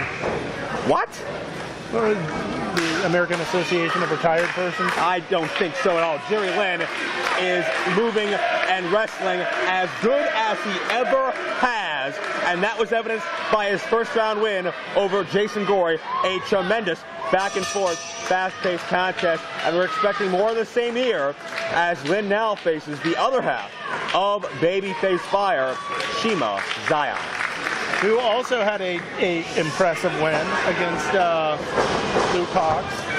Quick roll-up attempt here. As both men look in great condition, either man did not look to show any signs of fatigue from their first round matchup.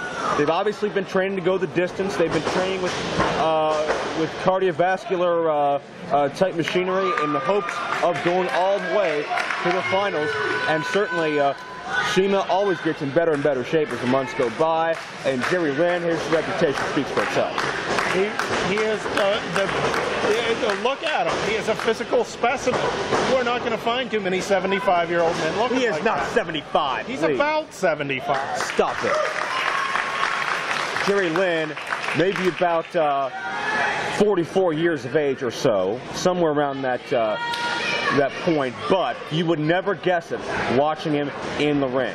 As we mentioned, guys like AJ Styles, Chris Sabin have been soundly beaten by Jerry Lynn in the not-too-distant past on television. Very true. Very, very. He is a well-put-together geriatric. He is not a geriatric. Please show some respect for Jerry Lynn. Shoulder tackle, quick cover attempt, more for psychology purposes than to win the match as Jerry Lynn tries to get inside Shiima Xion's head. Also, he has never wrestled Shiima before. It's sort of testing. You want to see what way he kicks out. You want to see just how much juice he has in the tank. There's a lot of factors in that quick pin. You know you're not going to get anything off of it as far as a win, but you're going to get information. Beautiful satellite head scissors by Jerry Lynn into the arm drag takedown. He has to be careful doing those satellite head scissors against someone like Shiima Xion. He could break a hip. Stop it. I'm going to tell him you said that. You may want to have him turn up the hearing aid. Stop it. All right. Will you show some respect? This is Super Indy 7. That's not what this night is about. Hearing aid. Jerry Lynn, by the way, beat Johnny Gargano, who's only 20, to qualify into this tournament. So Jerry Lynn's abilities and his age are not a discussion point in this match. I have not said anything about his abilities. Exactly. He is a very competent wrestler. He's a great wrestler. He is a title-holding wrestler. Very decorated athlete. Gets some momentum on his side. You mentioned the titles. I'm pretty sure he has some World War I medals. All right, all right. It's enough out of you as Shiima Xion now takes Lynn down with the arm drag, and Jerry Lynn forced to regroup, and you don't say that often. Drop kick attempt, but Lynn caught him and dropped him face first on the edge of that apron where metal meets wood. He sort of stopped the slide there and just took control. From his years and years and years of experience, he figured out, he drew from that. Lynn on top now with the, okay, not that many years, 2 count. Years. Reverse chin lock cinched in. We mentioned it earlier. Will the new effing show be the new effing champ at the end of the night? It's a very possible and realistic scenario.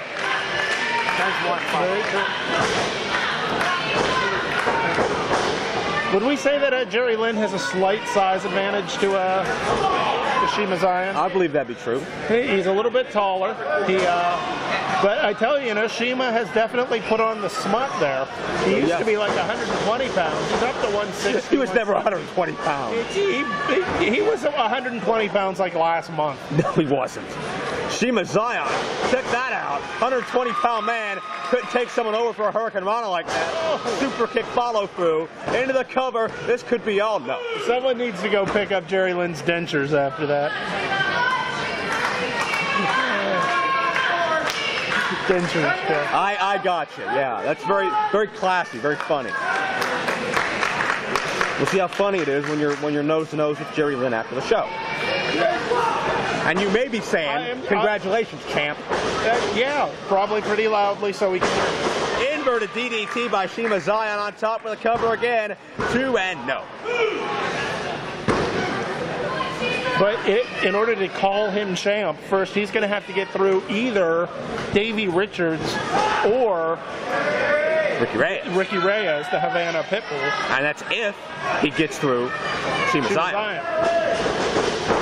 Into the buckle. Check this out, Shiima Xion. A little bit of style to the substance in there, connects through the elbow. I was going to say, look, shaving his head, and all of a sudden he thinks he's curly. Into the buckle again, but Jerry Lynn saw it coming this time, attempted to reverse it. Lynn gets the foot up, right to the side of the face, and Jerry Lynn, tornado, DDT, nicely done, hook of the leg, and no, near fall. Steven Coulter in perfect position to detect two. Keep in mind, still to come tonight, ladies and gentlemen, a boot camp match for the IWC Heavyweight Championship, a 4-way Super Indy Scramble. Also to be contested is the ICWA Tex-Arkana television title. And of course, the rest of the Super Indy Tournament. We thank you so much for supporting IWC on DVD. Thanks to our good folks at Digital Horizon. At dhvideos.com. And now it's Jerry Lynn, has Shiima Xion precariously perched on the top rope. Xion pushes Lynn off. And now Shiima gonna fly through the air with a frog splash. He's got the cover and almost got a count of 3. Jerry, I can't believe he kicked out. Normally, when old people are down on the back that long, they end up taking a nap. Oh, well, please. From lust to dust, counter, backslide, 2, no. Don't even say he's fallen and he can't get up. Give me a break. Shiima Xion up, went for the crystal pistol, countered with a hell of a clothesline. Sent Shiima spinning through the air, but Shiima kicks out. There was 75 years of aggression behind that clothesline. Holy crap, he about took Shima's head off. What intensity we are seeing here from these fine athletes. Jerry Lynn, look out. Walked right into a back elbow. Look out. Nobody home, however. Xion hung himself up on the top rope, and Jerry Lynn got a roll-up and almost capitalized. He was looking for that Bible Black that brought him success against Luke Hawx, and no one was home. No water in the pool. Jerry Lynn might have been going for that cradle pile driver again, but Shiima Xion comes back, but countered. Lynn, the air raid crash. Right in the back of the head. This could be all. 2.5. Another Jerry Lynn signature maneuver, but it wasn't enough to put away one half of Babyface Fire, the tag champion. And again, a very mixed crowd. It's so difficult to pick a favorite personally or professionally in this contest. It absolutely is very difficult, although I picked Shiima. Let me guess, because of the youth? No, because he's a friend of mine. Well. Oh, because of the youth. There's journalistic integrity for you. How about a little respect? Check out the head time on the missile drop kick. Cover. He's got 2. And Jerry Lynn slides the left shoulder up. Shiima Xion was not on his man as much as he needed to be.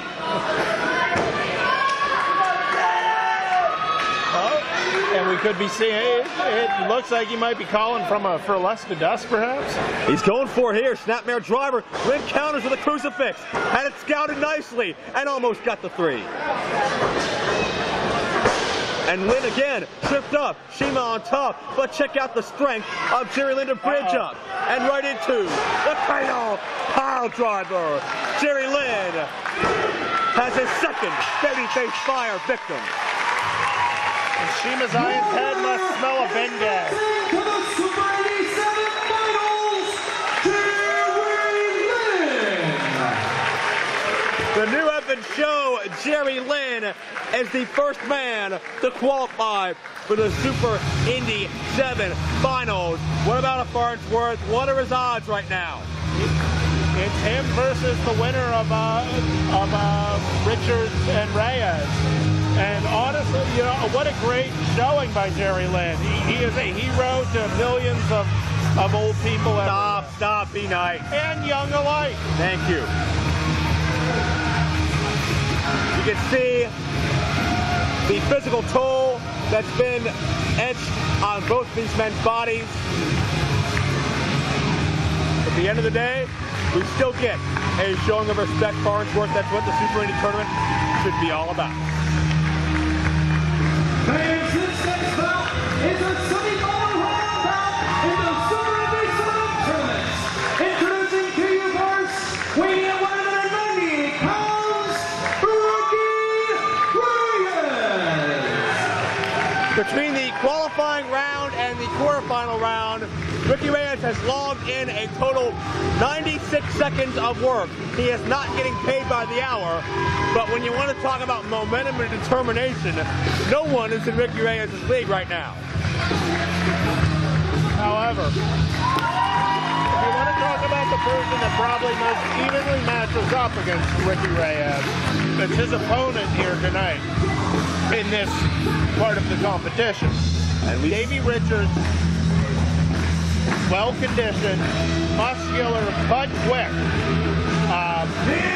Both endomorphic body types. Weighing at 202 pounds, he's Davey Richards.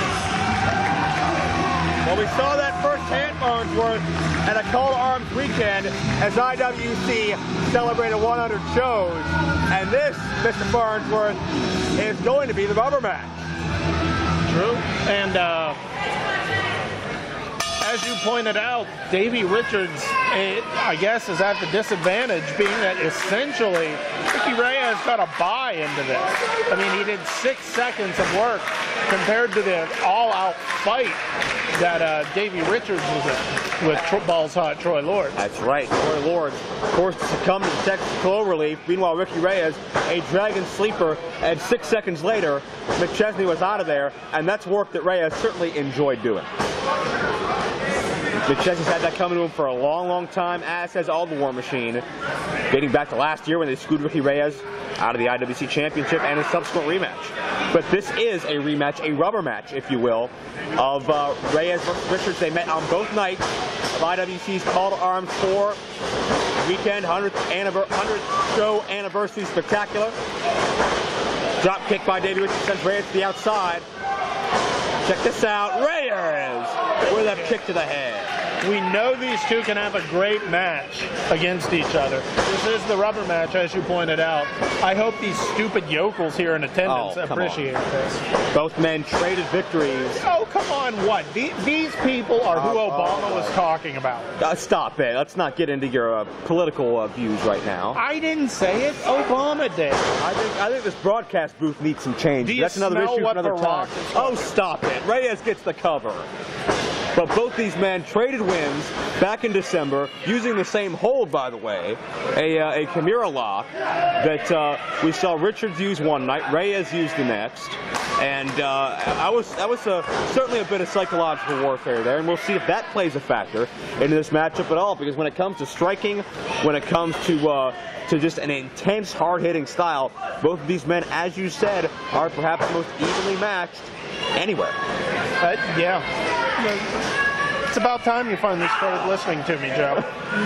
Well, I listen to you when you make a good point, not when you just spout off I make a good point. Your egomaniacal dribble. It is not dribble. Well, what isn't dribble is the fact that whoever survives this matchup, not wins, but survives, has to prepare for Jerry Lynn in the finals. And if Jerry Lynn's going to wrestle either of these men, he's got to be at least a little bit hesitant. Yeah, he better be back there oiling up the wheels on his walker. All right. Should have seen that coming. Yeah, probably. Reyes Lord knows he didn't. Torquing the neck on Davey Richards. Right here, sunset flip. Richards gets some momentum, but only gets 2. And Reyes comes back with a hard clothesline. Reyes hoping to become one of only a couple of individuals to hold both the IWC Heavyweight and Super Indy Championships. Certainly Classic Colt Cabana is on that list, and Ricky Reyes wants to be another one of those athletes held in such a high regard. Absolutely. Well, yeah. I'm sorry, folks. My throat is just shot. I am not at 100% tonight. If you're not happy with my performance, write me. I'll give you $1. Inside cradle 2-0, and you wonder why I don't listen to you. As this matchup a heartbeat away from almost ending, and Ricky Reyes has a decisive advantage now on Davey Richards. Oh. And Reyes with hard clubbing shots to the back. Gotta wonder if Reyes knows about Richards' back injury that kept him from seeking employment with my former associates, but be that as it may. Ricky Reyes is digging the head in between the shoulder blades and pulling back on the arms. So much torque. This is a submission attempt, but I just cannot picture, even though he's done it before thanks to Reyes, I cannot picture Richards tapping out in this environment. Yeah, I agree. I mean, I have a hard time agreeing with you, Joe, because you're the one spitting out all this truth, and normally I'm the one bringing up the points. So I'm a little confused. Are you reading my notes? Well, not quite. String of suplexes by Reyes. Little homage to Eddie Guerrero, I do believe. And Reyes maybe going upstairs, which he does not do quite as frequently as we may be seeing now. And that's why Richards saw it coming, hard headbutt, and now there's nowhere to land that feels good. There's that speed I was talking about with Davey Richards. From flat on his back to the top rope, quick as a hiccup. Thank you, JR. Quick as dynamite. Super punch from the top. 5 minutes on by 5 minutes. And you can see the pain in Davey Richards' face. Someone forgot he had a bad back. That's adrenaline right there, and I think it's finally starting to sink in. Richards and Reyes just trying to will themselves back up to a vertical base. Will, cool. Forearm shots. Reyes with the right. Davey coming back with the left, the southpaw. And these men are rocking each other. You're seeing each of them buckle under each shot. You got to figure Reyes has the advantage at this point. A little fresher. Nobody staying down in a mid-ring collision. Both men with the same idea, and we are back to a stalemate. And so much for the advantage, because when they hit, it looks like Davey Richards came down right in the gut of the Havana Pitbull, Ricky Reyes. Both men are openly gasping for air at this point. And Bobby Williams is more than halfway to 10. And this is where it gets dangerous. Look out, double clothesline. Again, rocked, but nobody falls. Again, a double clothesline. 1 second, Richards slips up underneath. Reyes counters, knee strikes, handspring, back with the enziguri. So quick, so seamless. Northern Lights with a bridge for 2.5. And again, that speed right back on top of him. There was no delay time between hitting that enziguri and hitting that Northern Lights. Impressive speed out of a man that size and that build. Richards has Reyes again, but Ricky battles out with Rottweiler-like intensity. Ricky Reyes stays in the battle. A spot in the Super Indy Finals at stake. Look out. Richards caught the kick, caught one of his own. And Reyes is back up in uncharted waters. Look out! Hurricane Rana! What impact! Gut wrench, German suplex, bridge, another near fall. Kimura! And Reyes has that Kimura lock. that ended both matches back in December. Will it end the semifinal round of Super Indy 7? He has it cranked solid. You want to talk about tenacity, Joe? There it is right there. He'll take that arm home with him if he wants to. Richards screaming in agony, and he makes it to the rope just in the nick of time, and he could feel the Super Indy title slipping through his fingers.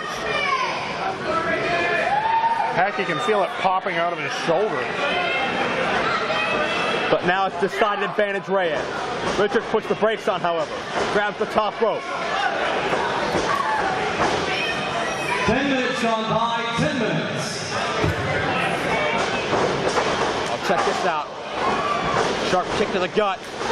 And Reyes comes back with a variation of a leg lariat. And back on the neck goes Richards for 2.5 again. Cross arm breaker. And that could separate his shoulder as well. And look at the distance between Richards' body and Reyes'. Richards no hope of clasping his arms together to counter. Check this out. Richards seamlessly turns it into a cloverleaf. This could be all. But will Ricky Reyes tap away the title? The man that made Homicide tap out. Low key. Greg Alvarez. Has he met his match? Richards cinching in. Perfect ring positioning. But look at the upper body strength. Reyes survives. He pulled him back to center ring, and Reyes fought his way back to the rope again. And Richards, you gotta believe, only did further damage to his arm and shoulder, cinching in so tightly on the cloverleaf. You figure Richards has a bad arm, a bad back. How much more of this does he have in him? Kawada style kicks, right to the head. Power bomb. Oh, he couldn't control the weight because of the arm. And Reyes just trapped him in a triangle choke, it looks like. A mixed martial arts style maneuver. But Richards, again, is in the rope. He didn't really have it bridged like he wanted to, but still he was holding his head down. It makes it very hard to breathe when you're in that, even with a little bit of pressure. Ooh, good jawbreaker, good chops. And a steam. Reyes is waiting. Dragon Sleeper, body scissors are back. Reyes' latest victim may be moments away. Now will Davey tap out? How long can he stay conscious in it? Oh! A reversal! Shoulders are down, no! If Reyes had taken the eye off the ball for a split second, this would have been over. You have to believe that was his last-ditch effort to get out, that flip around. How much more did he have in the tank? How long have we seen anyone stay conscious? He's sucking wind, but still charges through. But Reyes connects with a knee. Quick follow through. Richards counters out. Reyes didn't get all the knee. He didn't get all he needed, all he wanted. But Richards has all the cloverleaf, and Reyes taps.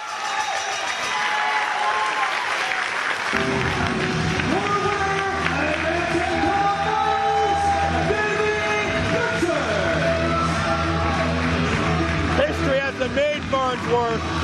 It's not the first time it's happened, but it's one of the rare times it's happened. Ricky Reyes forced to tap out. This means we are looking at Lynn versus Davey Richards for the IWC Super Indy title. And that's going to be a hell of a contest in our main event tonight. And you can see the elation and emotion on Davey Richards. He's 2/3 the way there, but what a final step in the form of Jerry Lynn.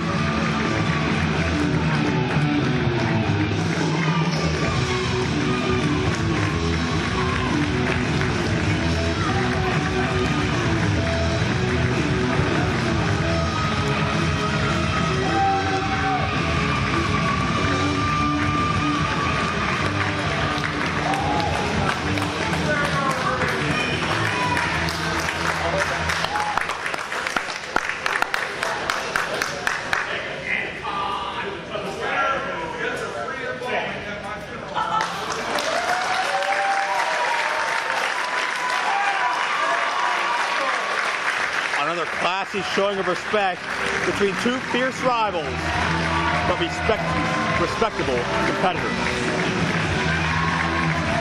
Up next, we determine the last Super Indy champion leading into the Super Indy finals, as well as the ICWA Tex-Arkana TV title. Championships galore at stake next. Ladies and gentlemen, at this time, would you please join me in welcoming all the members of the family?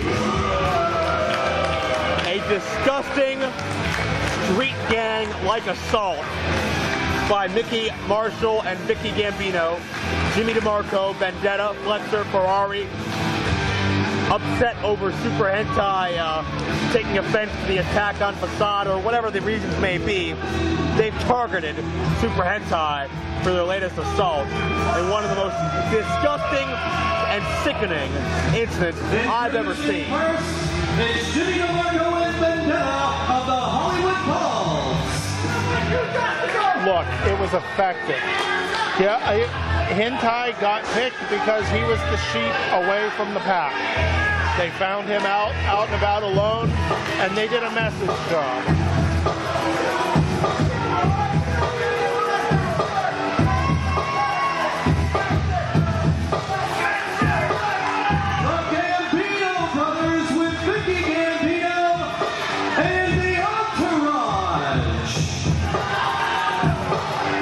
Is more like it, and I noticed the corner of my eye.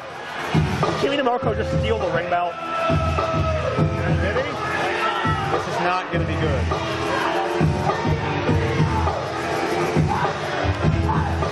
You know, if I was Chuck, I would get out of the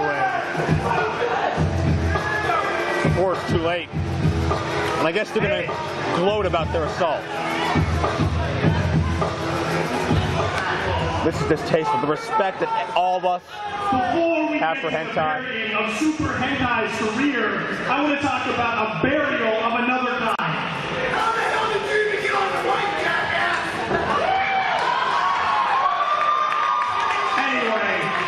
Anyway, leave it to Norm Connors to take one of 3 legitimate heavyweights on his roster and bury him in the tag team division. I'm talking about this hard. Here we are on the biggest show of the year for the IWC, and I really was hoping that maybe we could be a part of an IWC Diva tag match or something. What's the matter, Norm? Wasn't Paul Stanifor available for a match?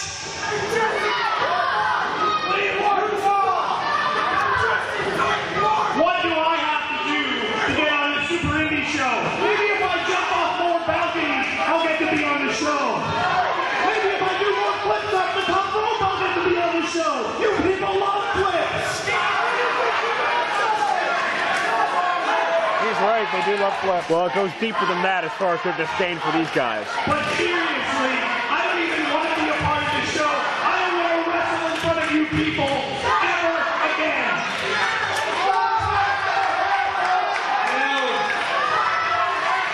People should shut up. Wait some respect and shut up while I'm talking. He's right. Super Hentai. I remember about 5 years ago when I started training, Super Hentai used to be tough. He used to epitomize what a wrestler was. Used to? Super Hentai was a great man. Was.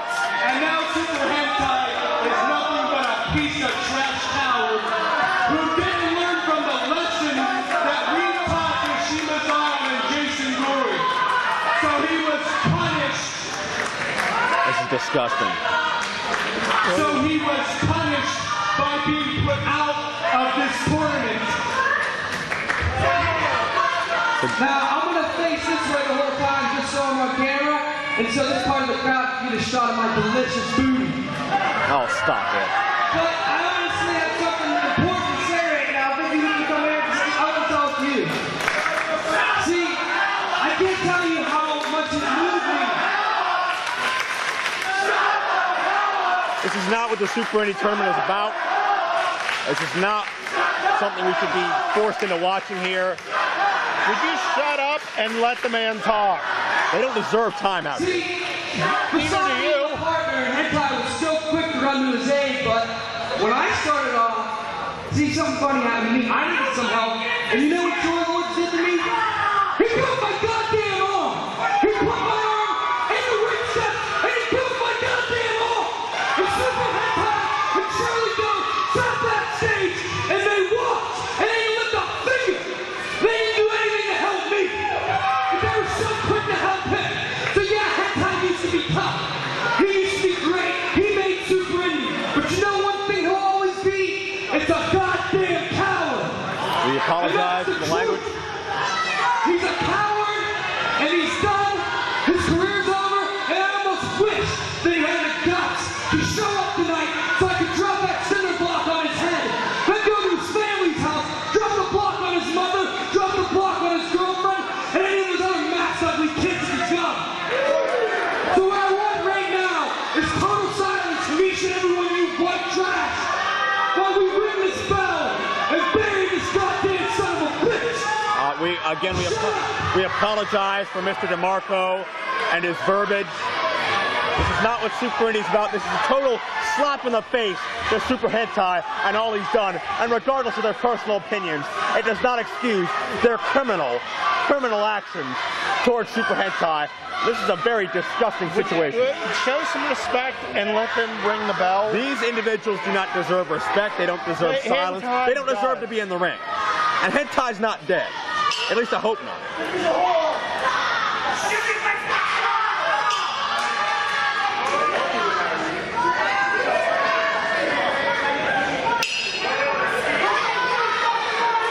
Stop the pain.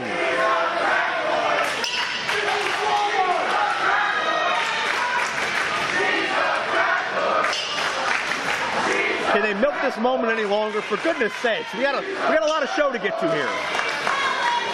Oh, you're not going to say anything, are you? No. Oh. Show some respect. Oy vey. Well, somebody may be here to beat some respect into this family. Whom does the bell toll for, Mr. Farnsworth? It tolls for the family, apparently. And looks like he brought some backup. Straight from Louisville. Hentai is back. Hentai is armed. They took him down, but they could not take him out. And in the ring, Facade, Shelley Doe, and it's a gang fight at Super Indy 7. It has broken loose. These factions at war with one another. It's nothing more than a street fight. It's nothing more than a gang fight. Facade and Hentai both almost had their careers terminated thanks to the family and the hit the family put out on them. But Shelley Doe, watching over two men he was a mentor for so long. You know, if they were smart, they'd have a sit-down with the family and make peace. You don't want to go to the mattresses with these people. We're a long way past peace. I don't think the family's capable of having a peaceful, civil discussion.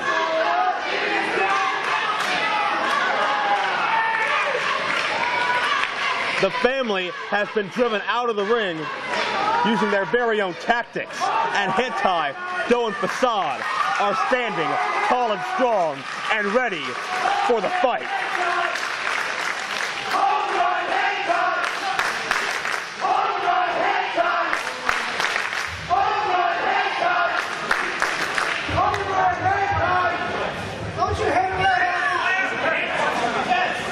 First off, it wasn't my choice to be out of the final Super Indy Tournament.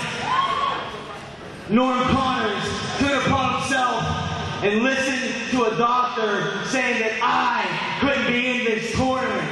That I, the first Super Indy champion, the guy who made that belt, couldn't be in this tournament. So you guys can thank Norm Connors and thank that doctor for not letting me get my time to shine in the final Super Indy Tournament here tonight. That's true. You know what? Norman's got me so pissed off tonight that there's nothing I can do to Norman. No. You know what? I'm going to take it out on each and every one of you Gambinos. Next show, we got you guys. We got you guys next show. You know what? The hell with next show. Who says that we go out there and kick the hell out of them tonight? Sounds like an idea to me. Come on, boy. The fight is on again. And we got total carnage. Baseball bats, gang fights all over the building here as Joe Head Tie and Facade try to extract some revenge in very physical fashion. Vicky Gambino can only sit back and watch. Joe Head Tie and Facade are outnumbered, but they really don't give a damn. And this fight exploded into the crowd. It's gotten a lot more dangerous. They have the advantage. They may as well press it.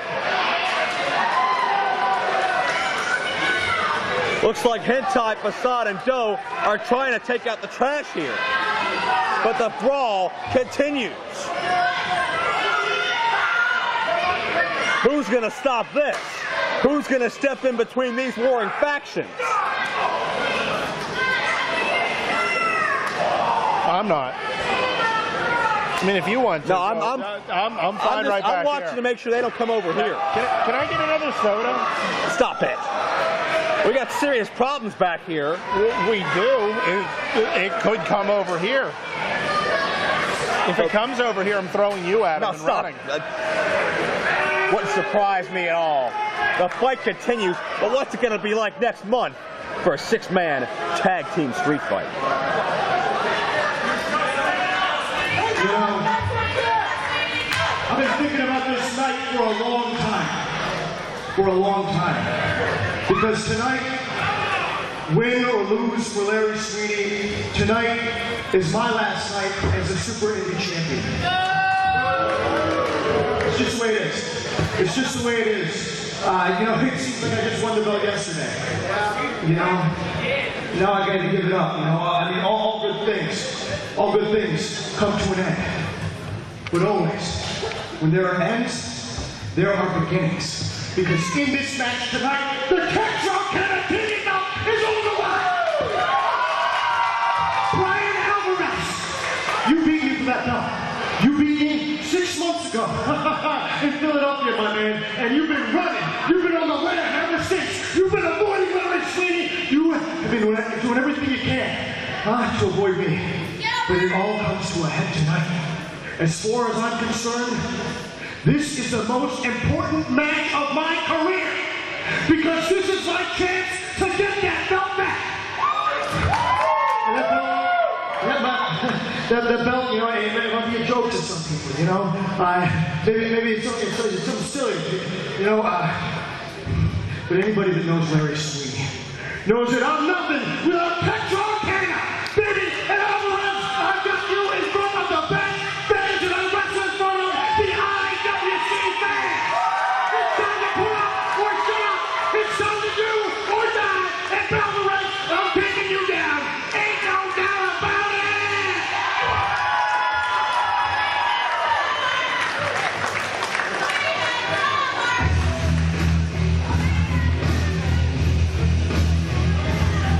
Ladies and gentlemen, the following contest is a 4-way elimination match set for one fall, a 45-minute time limit, and 2 belts will be decided. The ICWA Tex-Arkana Television Championship and the IWC Super Indy Championship.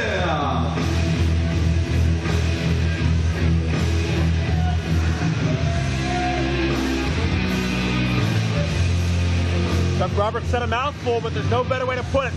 Whoever wins this matchup, not only the Tex-Arkana champ, but the final Super Indy champ before it goes to the winner of this tournament.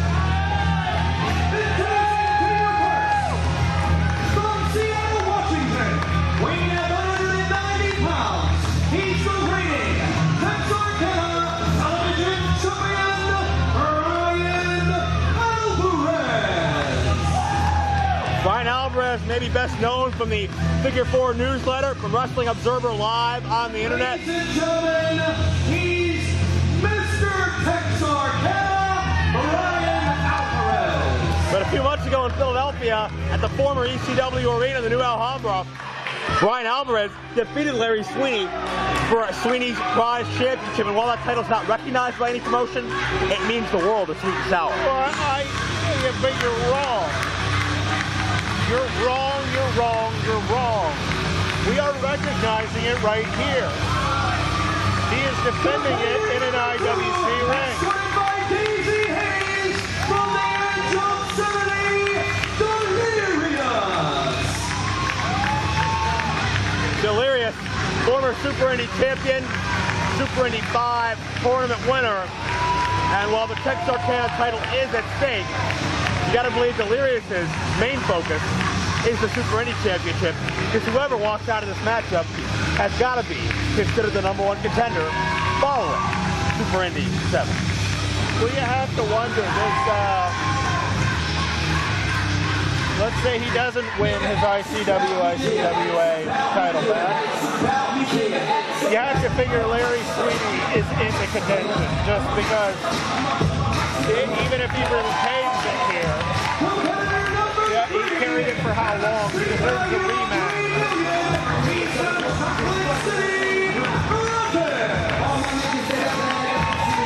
Ruckus appeared at Super Indy 6 last year.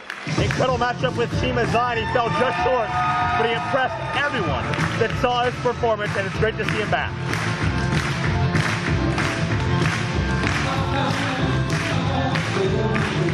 And here's the man of the hour. The man all the pressure's on.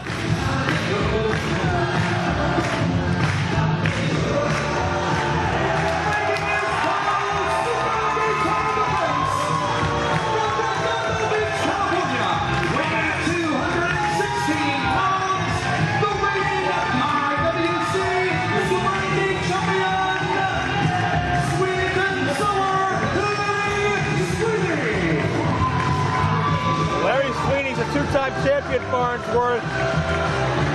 Tonight, can he end his second reign in style with a victory? Oh, I think he's going to end it in style. I don't think he does anything unless it's in style. I mean, assuming style is feathery bows and glitter, but... Well, style's subjective.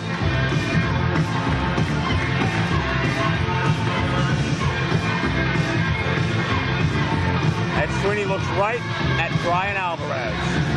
That's the thing for Sweeney. There are 4 men in this match, but he only has eyes for one of them.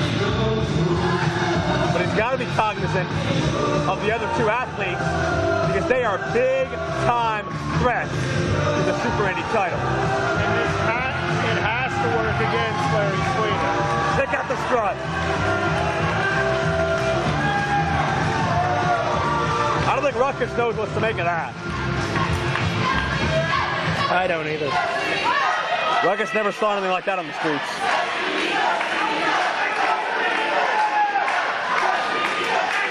Can you believe how unbelievably popular Sweet and Sour Larry Sweeney has gotten in just the past year while he's been contending for that Super Indy title?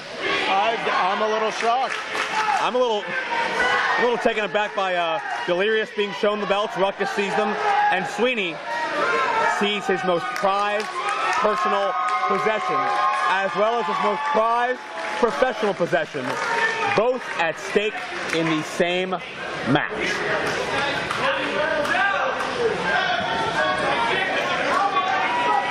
Referee Stephen Coulter has the belts in hand. Hands them off to Chuck Roberts. And it's go time. Chuck Roberts stated at the top of this segment, it is elimination rules. So we could be here a while. Explain elimination rules to the fans, because they're all pretty dumb. That would be single elimination. There has to be 3 falls in this matchup before it ends. Thank you. Are you sure you know what it meant? Don't insult my intelligence, Joe. Of course I knew what it meant. I'm not some stupid podunk ham and egger out here. Do you see manure on my shoes? Oh, it's coming out of your mouth. Oh! Look who bought a set. Glad to see you're investing the money that Norm's been paying you. Bell sounds, Delirious goes nuts, and no one else knows what to do. And Coulter gets caught in the middle. And Hum.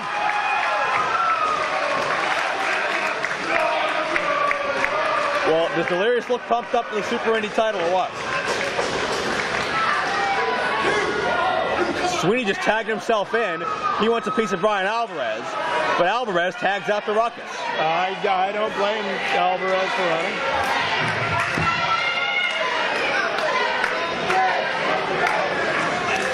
And Ruckus is another, much like a man like a Jason Gory or a Shiima Xion, a very, very skilled flyer. But as you can see, he is not a Sweeney, a very skilled strutter. Yes. Ruckus is double tough as well, however. And he is not afraid to mix it up any style. He can wrestle, he can fight, he can fly. He can dance. I heard he makes a mean omelet. Well, that's neither here nor there. Hammer lock by Sweeney. Ruckus reverses. Look at Delirious on the corner. Chewing on the middle rope. What is running through his mind right now? My guess would be that would make sense. Or something like that. Shoulder tackle. Sweeney takes Ruckus down. Sweeney's got a lot on this plate here, as we mentioned. Sweeney won the Super Indy title originally at Super Indy 6. Great arm drag by Ruckus. It was Shiima Xion, it was Azrael, and it was Black Machismo Jay Lethal in that series of victories for Sweeney. And after being screwed out of the title by John McChesney and the War Machine, Sweeney regained that championship early this year. You can tell Delirious is calling the match. Delirious in the ring, and Bryan Alvarez was going to tag in when he saw Sweeney leave, but realized he doesn't want a piece of Delirious either. Can you blame him? Not in the least. Bryan Alvarez of the Figure 4 weekly newsletter. You don't encounter people like Delirious sitting behind a computer. No. Well, maybe they're licking the screen. I'm not even going to ask.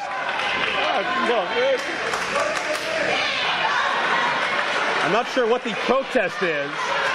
I think he's saying that he's wearing swimming trunks. I don't see how it's a bad thing necessarily. It's a unique choice, but not exactly going to be. I think Delirious finds it funny.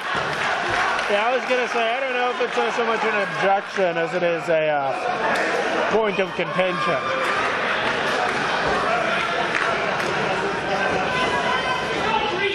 And Alvarez looking for an excuse.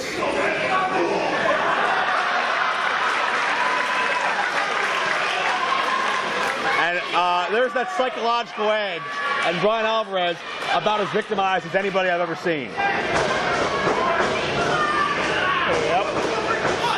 Alvarez seeks the salvation of the ropes. Has a death grip on it at this point. Oh, Sweeney almost got his hands on it. The man that stole his Tex-Arkana title, I don't believe it was, as the referee was with Delirious. And they chant Alba.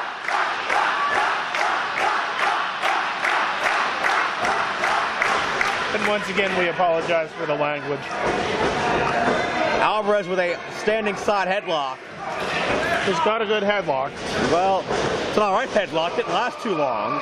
Alvarez has very tentative body language in there right now. Didn't seem too confident about that side headlock. Gonna charge in.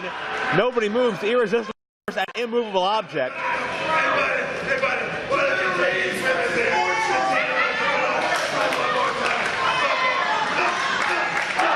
Delirious says try one more time. Go behind into a side headlock takeover, and Delirious is perpetrating a wrestling clinic in here at the expense of Bryan Alvarez. The fireman's carry just plants him into a senton. Nicely done.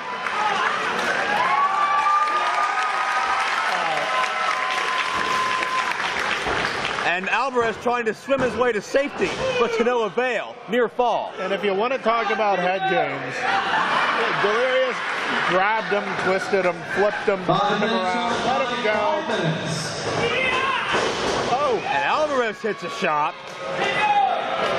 Takes Delirious down, but can he capitalize? He tags out. That's about the best way he probably can capitalize. Smart move. Alvarez doesn't seem to be very physically intimidating thus far, but he is smart. We do know that about him. Hey, he's the title holder. They have to beat him. Cover 2-0. Well, that's very true. He's one of the title holders to beat here. You got to believe Ruckus and Delirious would rather have the Super Indy title. That offers quite a bit more prestige. But the Tex-Arkana title, as far as Sweeney goes, that's Sweeney's personal property. A multi-dozen time holder of that belt. Do we have an exact count? I lost count about 3 years ago. I'm sorry. So you were counting a non-existent title. See, you recognized it. Why can't you just admit you recognize Larry the title? Sweeney recognizes it, so we're kind of forced to whenever he's around. IWC recognizes For a night they are. But I doubt we're going to see that in normal title contention. As Alvarez is back in, picking his spot certainly, and that's any spot Larry Sweeney is not involved in. Ouch. Apparently he can throw a chop. You want to tell him he's not physically intimidating now? Not at all. I think Delirious might have something to say about it. And Alvarez, a double handful of mass, is Delirious almost in the promised land.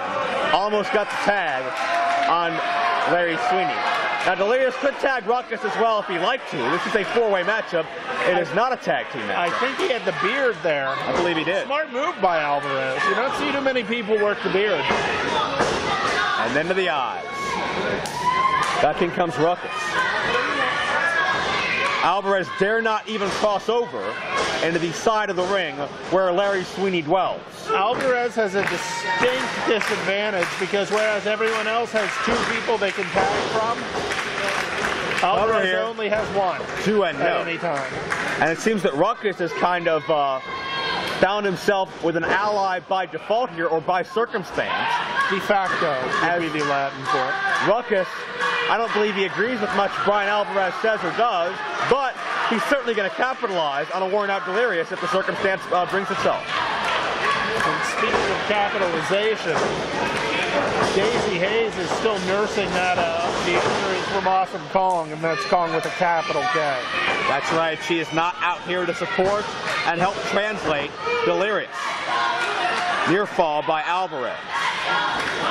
But if Alvarez eliminates Delirious, he's one step closer to having to face Sweeney, which is inevitable. It's got to happen at some point. If he wins it. And it may be now. Sweeney's in, and Alvarez again tags out, and Ruckus has no qualms about getting involved. He wants to win just as much as anybody. And Sweeney with a little flip-flop and fly with the elbow smashes. Right and left, raining down on Ruckus. And I'm wondering who held up the cue cards for the fans.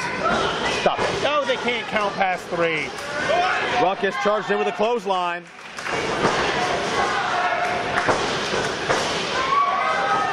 Delirious on the outside with a still sore Daizee Haze, who still has not been able to do much of anything in this match. Near fall.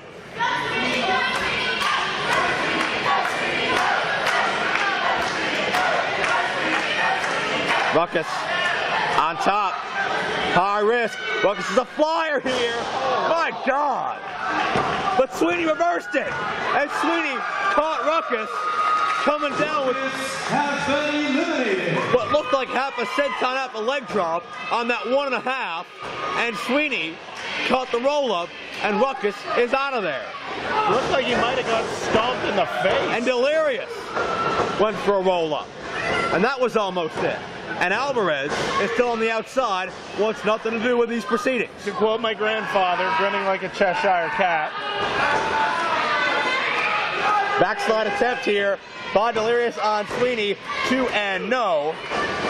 As Bryan Alvarez looks on from the outside, the proverbial giant middle finger in the face of Larry Sweeney. Absolutely. He is just showing no respect whatsoever. Cover 2-0. He loves watching Sweeney burn through all of his energy trying to fight the man from beyond sanity. I thought he was from the Edge. I guess he relocated. The Edge is his summer home. No, excuse me. Delirious and Sweeney have had their battles in the past. They're both former Super Indy champions. You're lucky if you catch him at the edge of sanity. You can still kind of understand him. He licks a lot less. Sweeney got a headbutt midair. Nowhere for him to go. And now Alvarez picks his opportunity. Smart move by Alvarez. Let everyone else do the work. But Sweeney fighting back, and you can check out the face of Sweeney. Alvarez again wants no part, and Delirious wants to win. He wants to be the man to pin the Super Indy champion, so he's right back in there. Take the tag. I don't think Delirious personally cares about Sweeney and Alvarez's issues. He just wants to win the Super Indy title again. Yeah, absolutely. And get himself in line for a title shot after tonight. Delirious gets the knees up. Drop kick right to the back. Thought he might have been going for Shadows over Hell for a moment, but instead opted for the drop kick. Well, Sweeney got up a little quicker than he might have been expecting. Oh, look who's coming to ringside. Oh, come on. And Daizee Haze does not realize Dennis Gregory, the war veteran, certainly not the war hero. Oh, Shadows over Hell. This is going to be all, but Delirious just locked his lizard eyes on Dennis Gregory. Why does Gregory have such a problem with Daizee Haze? This male chauvinist pig is now being chased away by Delirious. I think Delirious trying to help Daizee Haze up the ramp. Bryan Alvarez with the pin. Well, he's not the legal man. By the way, wait a second. Delirious wasn't paying attention to the count. He just got counted out. And now Alvarez is legal. The Delirious is out, and he almost stole it. Has been counted out and is eliminated. And now it's time for Alvarez to open up on Sweeney. And Sweeney hits the outside, and Bryan Alvarez has now picked his spot. Sweeney is as vulnerable as he's ever going to be here, and Alvarez can't run and hide anymore. He has no choice but to bring the fight to the sweet and sour one. Oh. And giving the fans an up-close and personal view of these proceedings. And he is just dragging him around and chopping the crap out of him. Crap chopping. Sweeney trying to fight back, but Alvarez just stays on him.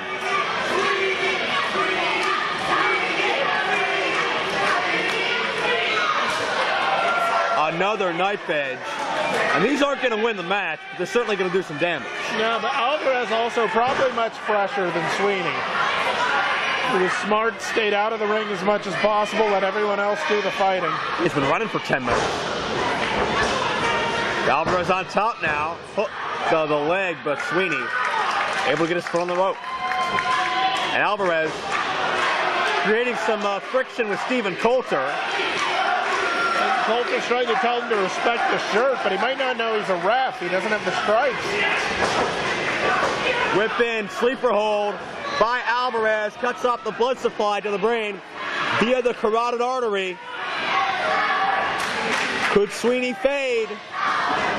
And could the Tex-Arkana title and Super Indy title fade away with it? Can you imagine Bryan Alvarez, #1 contender to the Super Indy title or former Super Indy champion? I'd be thrilled with it. I bet you would. He's the ICW, ICWA, Tex-Arkana TV champion. Of course I'd be fine with it. You two seem to be cut from the same mold. He's a smart guy. He's not as good looking as me. I don't mean physically either. Don't start thinking you can take your shirt off in public like Bryan Alvarez. Oh no, I don't want to start a riot. Oh, please. Larry Sweeney elbows his way free. Right back into the sleeper. Up in the back suplex. Sweeney drops him.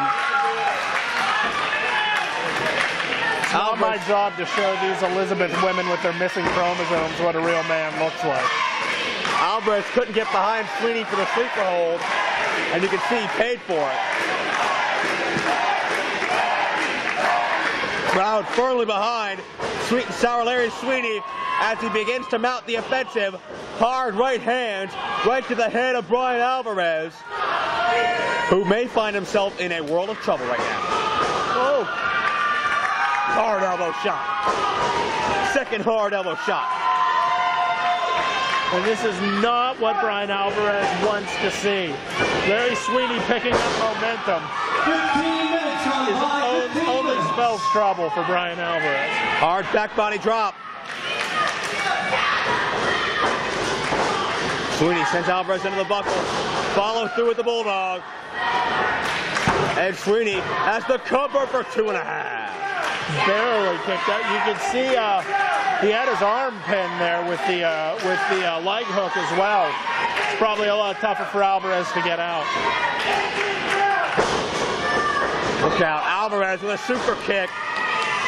Maybe didn't catch Sweeney as high as he wanted to, but he still sent him down. So this could be all 2.5 again.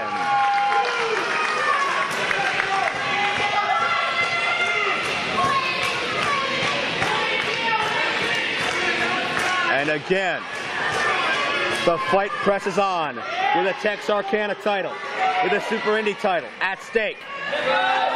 Alvarez is going to take a chance. Looking to fly. Look out with the swanton. Nobody home. Sweeney saw it coming. Uh-oh.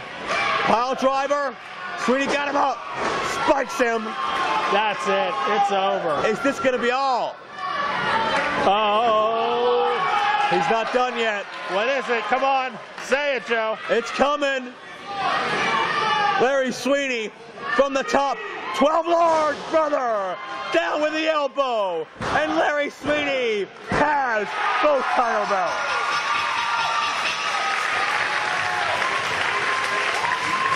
Alvarez had a good plan in running. And once again, ICWA, Tex-Arkana Television Champion, and the IWC Super Indy Champion, Sweet and Sour Larry Sweeney.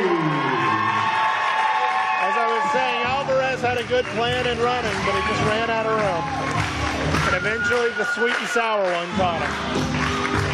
Larry Sweeney, still the Super Indy champion, and once again has his most prized personal possession, the ICWA Tex-Arkana Television Championship. Great showing here tonight in this four-way matchup as Larry Sweeney struts his way out of Super Indy 7. But who will be the new Super Indy champion? We will find out in short order. The finals are coming up in just a little bit.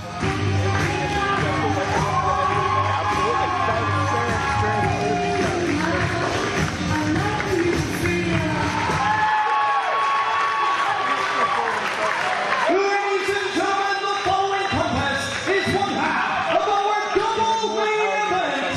It is a boot camp match where anything goes. No time limit, no disqualification, no count out. The only way to win is by pinfall or submission. Fans, this match will be for the IWC Championship. Champion's about to be on the line in a moment in a boot camp matchup. I am Joe Dabrowski, joined by Jay Williams and Farnsworth. Special guest for this segment, the longest reigning heavyweight champion in IWC history, Shelley. Pennsylvania, weighing in at 225 pounds. He's the leader of the War Machine, and he's a four-time IWC champion.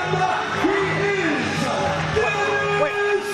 Get out of my face, Brad. What are you wasting? I'm sorry. What you're seeing is the four-time IWC heavyweight champion. Yeah. My name is John McChesney, and if Nolan Connors, you, Chuck Roberts, and any of you IWC officials think I caused problems already tonight, wait till you see the end of this match. punk fucking slap you across the goddamn face. Don't need that. Hit him. Please. Hit him. You're right. I should hit him. Should I? You should hit him. That's not necessary. You got your message out clear, loud and clear to the masses.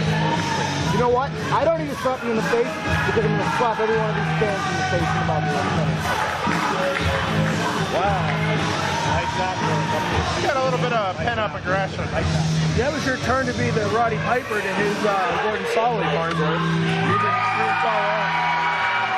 We apologize for that outburst by John McChesney, who clearly still upset that he lost in the Super Indy quarterfinals in 6 seconds as we try to regroup here. We hope we picked up some of those comments at least. And you want to talk about outbursts, gentlemen? This man brings that to a whole new level. 5-time ECW heavyweight champion, current IWC heavyweight champion, and a bona fide hardcore icon. Let's go up to Chuck Roberts for the introduction. Here's your opponent. Brings it to the 53 crowd. And from Philadelphia, Pennsylvania, he's the IWC champion and hardcore icon, the Sandman. Well, the Sandman, one of the most reckless and dangerous athletes in the game today, and nobody would know more about him here tonight than perhaps former two-time heavyweight champion Shirley Doe's had many a war with the hardcore icon. With Sandman and with Denny Gregory. That's why I'm here tonight to lend. I've been punched in the face by both these guys. So you also forgot Sandman is a former ECW World Tag Team Champion with Two Cold Scorpio. Very, very true, and certainly we'd love to get your thoughts on the Gambino family situation, their disgusting attacks on Michael Facade, Super Hentai, two men you've mentored for many, many years. Any quick comment about this disgusting gang warfare they are perpetrating? We're going to take care of that in the next few shows. Right now, I just want to watch two guys I can't stand beat the heck out of each other. I respect Sandman, I respect Dennis Gregory, I also respect mindless violence.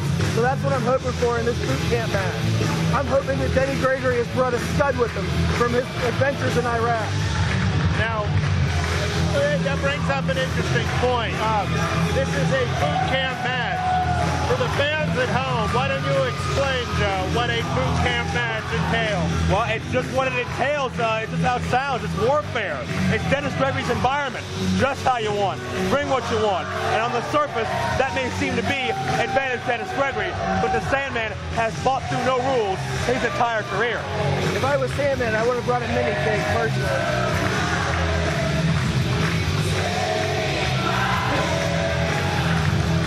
Looks like Sandman's been training with those 12-ounce curls also. I would not be surprised. You think where Sandman's from, he's supporting England, but unfortunately, he's bringing Budweiser to the ring with him tonight.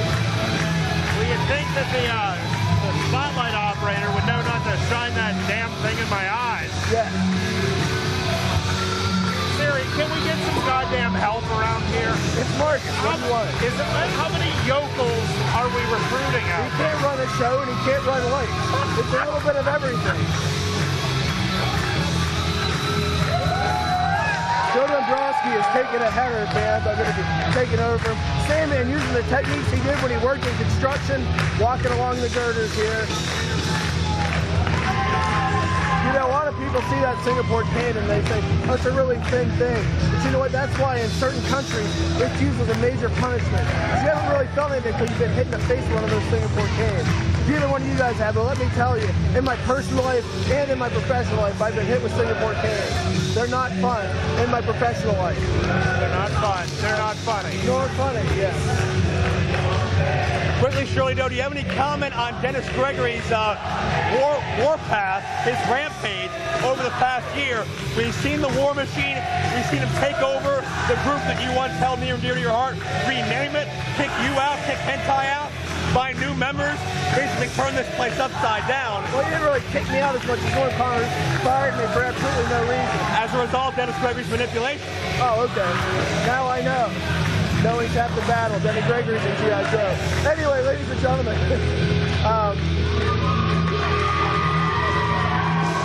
really the thing is here with Denny Gregory's just, I hope Taz never hears his entrance music, number one. Number two, Denny Gregory is a master manipulator. I've been on both sides, good and bad, of Dennis Gregory. And he's a tough hombre, as Sweet Hansen would say. Hansen wrestling. Someone's pulling him out from the Wayback Machine. Sweet Hansen. That's what I said. Yes, exactly. Never thought we'd get that at Super Indy. But the Sandman has come with Singapore cane and beer in hand, ready for a fight. I think you can never forget that Sandman can wrestle. He doesn't show it all the time, but the guy can wrestle. Marcus has to get the spotlight out of Sandman's eyes. I think Marcus is kind of like the photographer that threw fire at Hogan back at that SummerSlam with Yokozuna. You have to be careful. Never trust the ring crew. No, never. Never trust the junkie and never trust the ring crew. Isn't that right, Francis? Amen. And never trust Dennis Gregory, who sadly has the microphone. Are you drunk?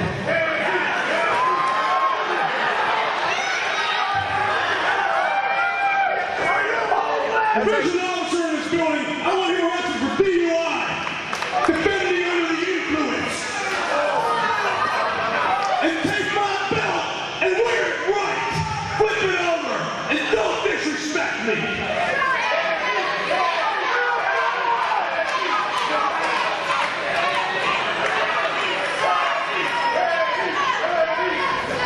And another thing, you got some set of balls on you coming out fighting me for my title in a boot camp match, and you don't even bring your Singapore cane.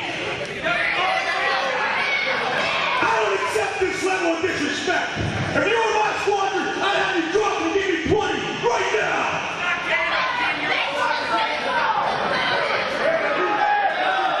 He might be drunk enough to do it. He can do 20, but he cannot do the alphabet backwards. I'll tell you that much, fans. Well, he's dropping, and I guess he's got 20 bucks in his hand. Yeah, a lot of people here dropped 20 tonight. I need $20, jackass. Go get your cane and let's fight.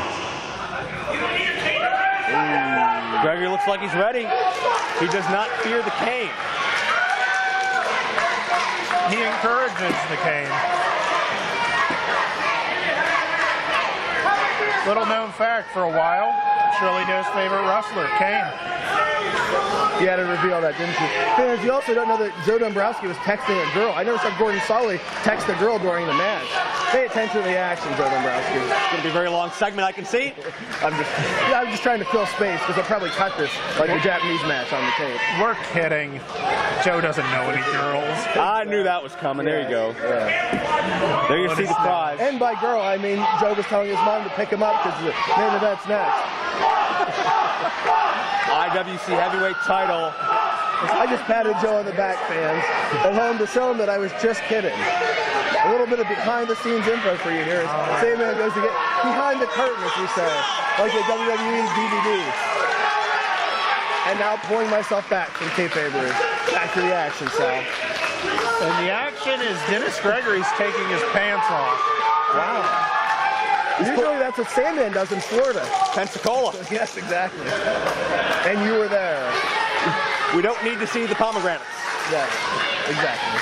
And the Sandman is making a lap around the ring right now through the crowd. I'm not sure if he has his cane or not. I believe he does. He does. Gives him a chance to sober up a little. If this was like Iron Chef, we could send down to someone on the floor and they'd be like, Skibishon, he has the cane. So he does have the cane, Joe.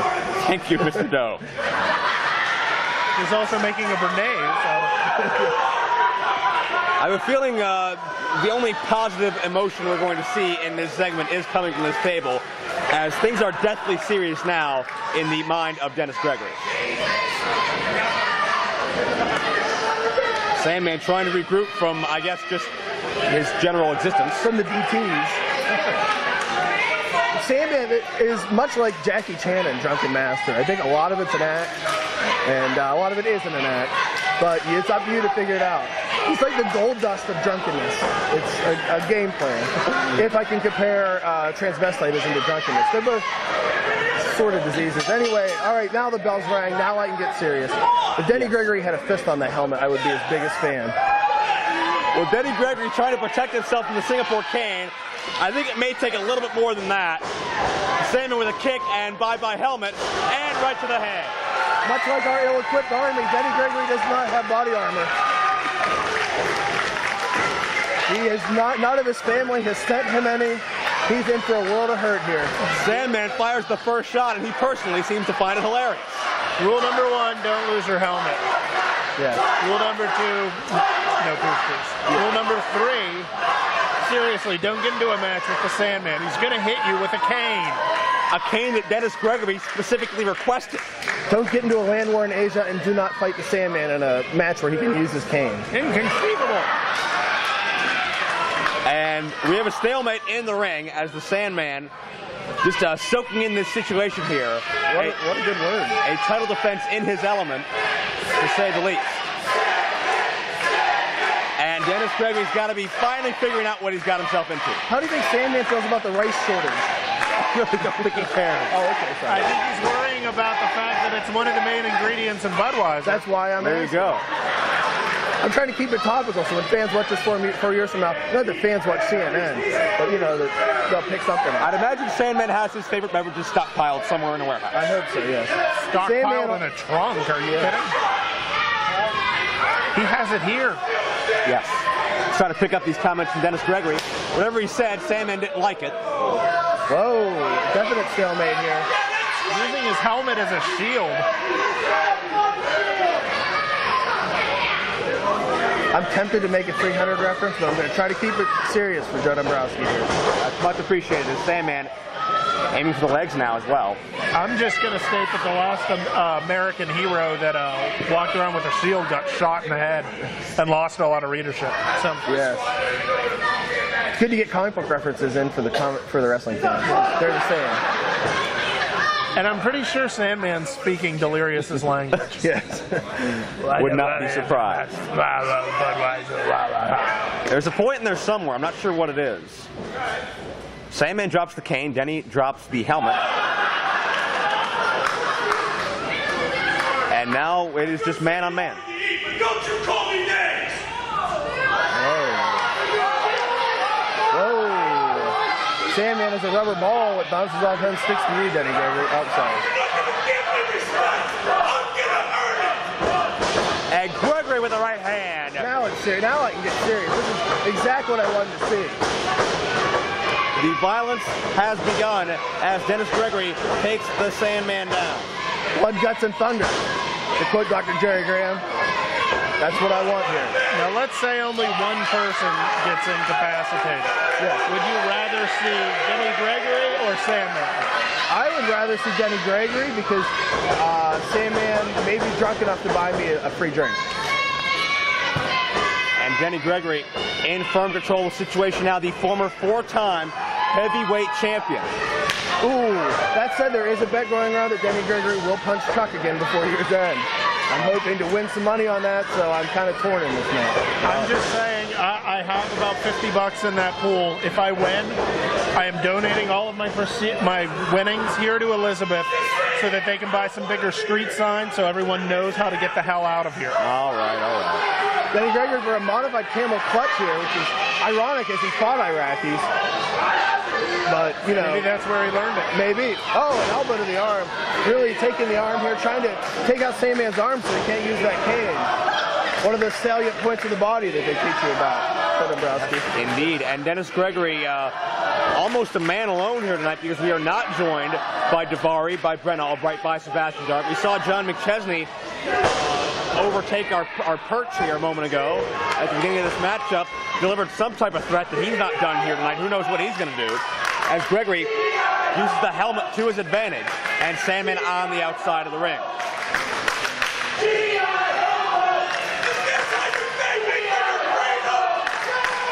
And Gregory thinks everybody owes something to him for fighting overseas, and certainly it's a very admirable, commendable feat.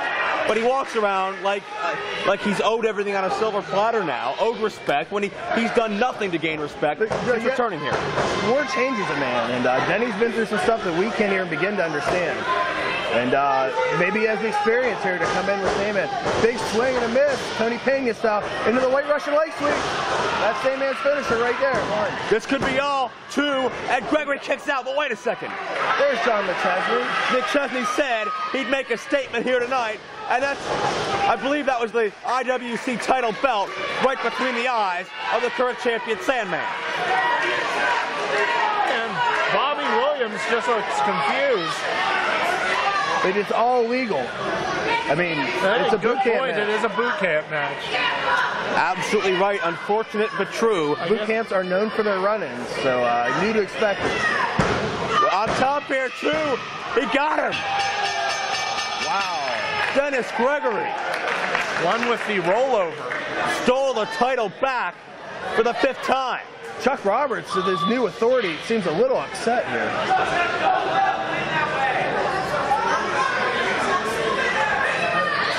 Ladies and gentlemen, the winner of this bout and new IWC champion,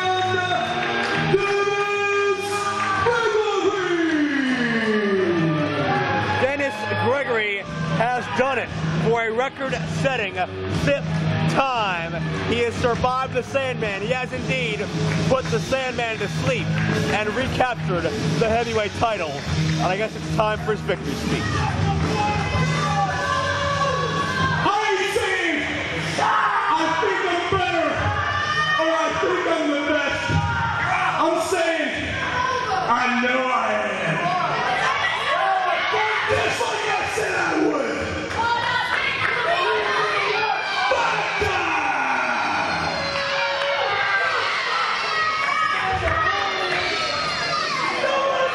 Denny indeed has done it. A lifeless Sandman at his feet. We're looking at the man who is once again IWC heavyweight champion. Mr. Farnsworth, Mr. Doe,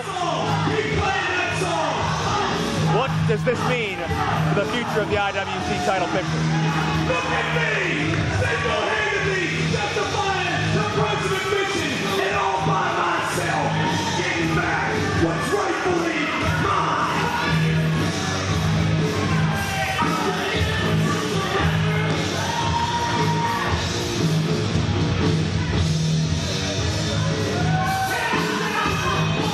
Dennis Gregory is the heavyweight champion. Build the war machine to be able to build up the dominance they had in the past once again.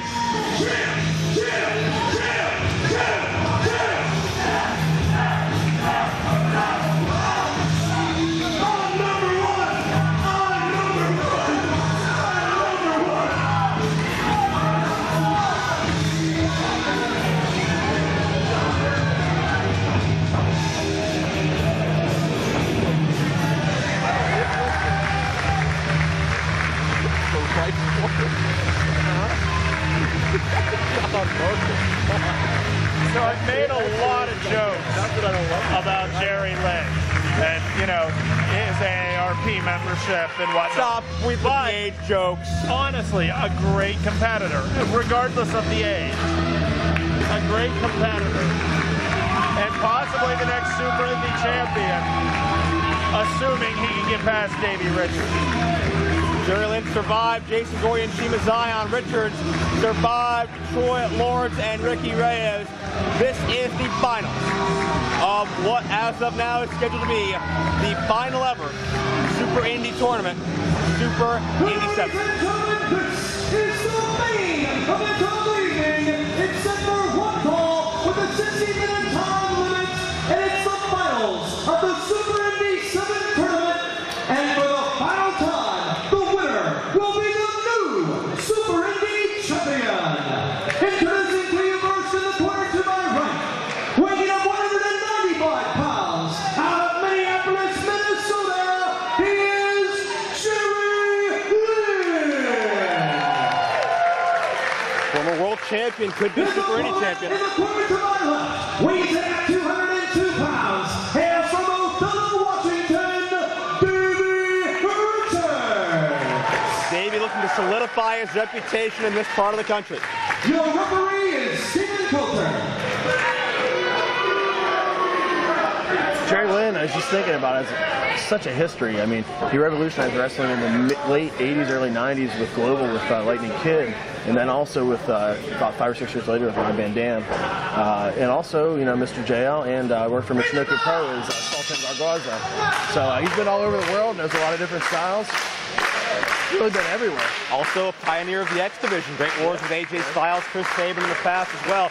It is Joe Dombrowski here ringside with Jay Worthington Farnsworth and Shirley Doe, bringing you the finals of Super Indy 7, Jerry Lynn versus Davey Richards. And I said I'd be serious, but the last thing is Jerry Lynn cut the best promo in WWE history when he just did a black metal voice once. I just love him for it. You go inside to the wrist. Davey Richards reminds me a lot of, maybe look-wise, a Dynamite Kid, just in the way he carries himself. It's just a definite compliment. Major influence there as Jerry Lynn countering the wrist lock. The thing you have to remember is the wrist is behind so many of the moves that we do in wrestling. So if your wrist gets torqued or gets hurt here, I mean, it's going to affect everything you do from here on the match. A lot of mat wrestling is just to set up stuff later. Fans just see it as dancing, but really it's strategy. It's like getting a human chest to take out a body part early and work it and see where you can go with it. Based on what we've seen, Mr. Farnsworth, in the quarterfinal, semifinal rounds, do either of these athletes have a clear-cut advantage in any way leading into this match, or are we pretty much at a dead heat? You know, I got to give the advantage to Davey Richards. This is not a joke on the age, but he's younger, he's fresher. You can tell the training up there with Ricky Reyes as far as the ability to consistently move, just keep in constant motion. And I think that's going to prove to be an advantage with all the experience that Jerry Lynn has. He also has 20-some years of injuries, of pains, of stuff that he has to work through to be where he's at now. I think the Davey Richards freshness is going to be his ultimate his advantage in this. Very true. As we mentioned earlier, Jerry Lynn has competed for the Super Indy title before, challenged Super Hentai at one point some years back. Could make good on that loss 6 years ago with a championship victory here tonight. The thing you have to remember is Jerry Lynn went through both of the IWC Tag Team Champions right into a leg lock. Beautiful. Ankle lock here. See, like I said, the ankle, if it's hurt, you can't do a drop kick. You can't get to the top rope as fast. There's a lot of things you can't do. But you can't discount that Jerry Lynn went through Shiima Xion and Jason Gory. Two guys that are really hard to beat. To the floor, that's going to take a toll on that hurt back, as you mentioned, Farnsworth. Richards sends Lynn spiraling to the outside, however. Ooh, you got to wonder how Richards is going to feel as this match progresses as Lynn baits him in with a leg drop. We talked about the back injury. We certainly saw the damage done to the arm earlier by Ricky Reyes. And Jerry Lynn, look out here with a somersault senton to the outside. Nicely done by Jerry Lynn, but if Lynn was watching earlier and can exploit these weaknesses on Richards, that may be his key to the Super Indy title. Absolutely. And Jerry Lynn, once again, you know, showing if you're going to leave it in the ring. He is he went all out. He dives to the floor already. I mean, you know, he's already hurt. He's already gone through how many matches, and he's still willing to pull out this big stuff, looking to get this Super Indy title. This is it. I mean, you know. I'll check this out. Hurricanrana. Right through. Beautiful torque, but Lynn held on for 2.5. I mean, at this point, you got to put everything out on the table because you don't want to sit back and say shoulda, coulda, woulda. You want to put everything in on this. Yeah, it is your 8 game at this point, or it's no game at all. Fighting for the cradle pile driver. Shades of one of your favorite wrestlers there. Big backdrop. The cradle pile driver is so deadly. Beautiful step up Enziguri. Jumps up with the Enziguri kick and now follow through into the German. Beautiful bridge on the suplex, 2-0. And notice Richards holding on to the waist, tenacity, keeping hold of him. He's controlling Jerry Lynn, or trying to. Lynn with a roll-up, shoulders down, 2-0. And this is the ultimate test, as we mentioned, the finals of Super Indy 7. Who can push their body beyond its normal limits? Who can dig down deep? Beautiful German by Jerry Lynn now for 2.5.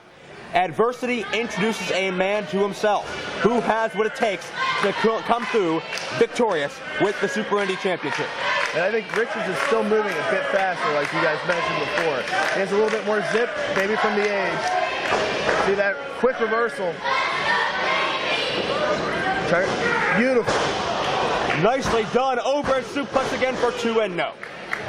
And we talked about it earlier, Jerry Lynn is certainly trained for conditioning, but as the night progresses here, as we get deeper and deeper into our third matchup for each of these athletes, somebody is bound to run out of gas sooner or later, and it may just be Jerry Lynn right now. I made it to the finals of one tournament for the IWC Tournament. 5 minutes start by Bobbin. Where I lost to Cole Cabana. No, oh, beautiful.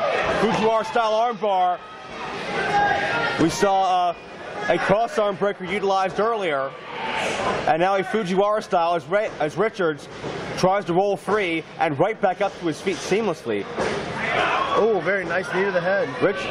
Davey Richards is so light on his feet as Lynn tries to counter out of the suplex here, but right back down into a fireman's carry. Drives him down with a gutbuster. They got big power bomb coming up. Look, ow, tiger bomb, beautiful. Shoulders are down. Coulter's got 2.5. I noticed a lot of great mood influence in Jerry Lynn tonight with the knees to the head there from that position and the cradle, of course.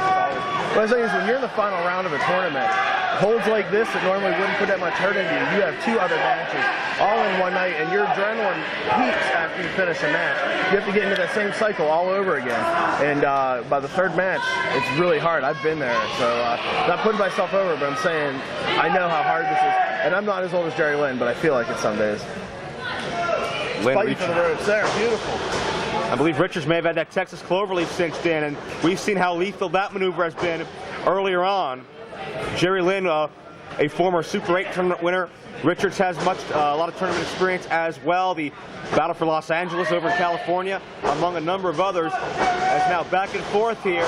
Went for the handspring into Gory, but Lynn comes back with a drop kick. That is scouting your opponent 101. Cradle pile driver. Lynn drives it down. Beautiful. This could be all here. New Super Indy champion. No, Richards escaped. And I have to point out, when Jerry Lynn hit that drop kick and took the arms out of Davey Richards in that handstand position, he dropped right on his head. So it was dropping on his head and then right into the cradle pile driver. It's showing just how much tenacity, how much he still has in the tank to be able to kick out after both of those. When you're out in the apron here, this is dangerous because you're putting yourself on the line and the guy you're in with, Joe. And Lynn, oh, wait a second. Is he going for a pile driver on the apron? Where wood meets metal, there's no safe way to land. Richards knows this, frantically trying to fight out. Oh, whoa, whoa. Oh, this is going to end badly. Oh, my God, DDT, no countered. And Richards sends Lynn, thankfully, back into the ring. We could have had an ugly situation here. But check this out. Richards, shooting star press, putting it all on the line. And Richards, no, near fall. Wow. I'm so glad the camera wasn't on me because I jumped like a young fan. Look at this. Back in. Into the cloverleaf. This has to be it. Reyes tapped earlier. Troy Lords. I have not seen Reyes tap ever in IWC. And that is a testament. The only man to do it is Davey Richards. That's right. To the ropes. And Lynn could possibly sense himself fading, sense the pain setting in, had to get to the ropes. Crowd is behind Jerry Lynn, but Davey Richards thinks it's his night, his time to shine, his time to be Super Indy champion. It sounds so cliche, but getting those fans behind you is a big thing. Again with the cloverleaf. Lynn with a roll through. Shoulders are down, another near fall. How much did that take out of Jerry Lynn? Wait a second. Wow. Pile driver, no. Lynn reverses it. Cradle, tombstone, pile driver. That has to be it. Is Lynn the new Super Indy champion? He's done it.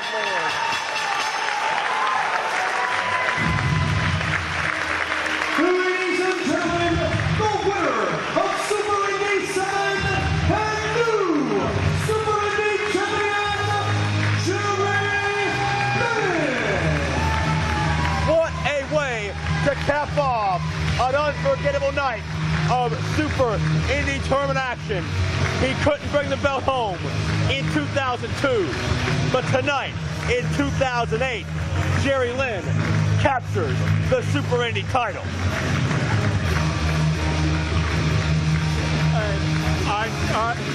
I'm in shock. Honestly, I did not. I had Davey Richards picked to take this thing. I figured it wouldn't. I'm not saying Jerry Lynn's a pushover, but I definitely thought he was going through. But the thing you have to remember, Fargo, is wrestling's not just one battle. It's a war. Jerry Lynn got lucky tonight, but there has to be a follow-up. There has to be a rematch. Davey Richards is young. He's going to learn from this experience. Jerry Lynn's learned about all he could ever learn. Davey Richards is young. He can learn from this, come back, really make a showing. I was really serious. Aren't you impressed with my acumen? I'm very proud of your acumen, Mr. Joe. Yes, as Jerry Lynn soaks in this moment, so special, and we've seen it through the years from Super Hentai to Colt Cabana, Chris Sabin, John McChesney, Delirious, Larry Sweeney. Now it is Jerry Lynn's time to shine. He just Fans, how about a big round of applause? Let's hear it for Davey Richards! Great effort for Davey Richards, but it was not his night this evening.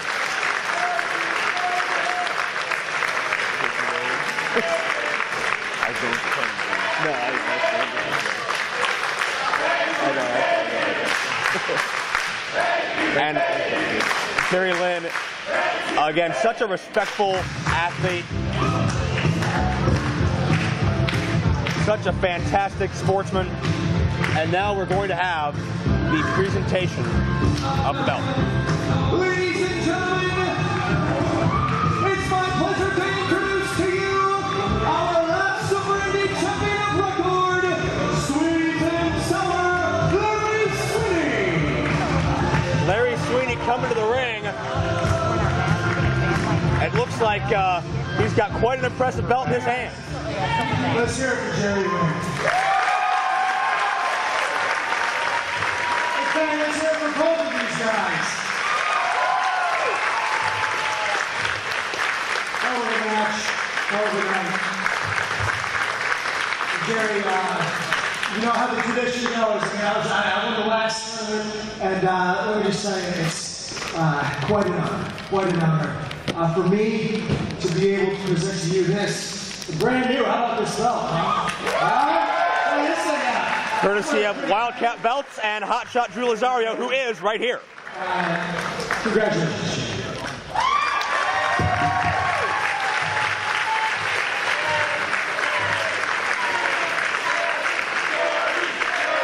A new Super Indy belt, a new era for the Super Indy division, and a brand new Super Indy champion.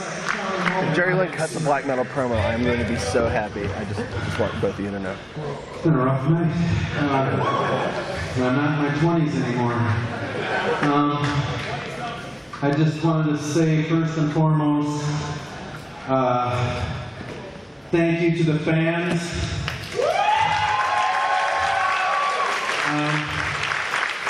I'll tell you what, you guys are why I keep going.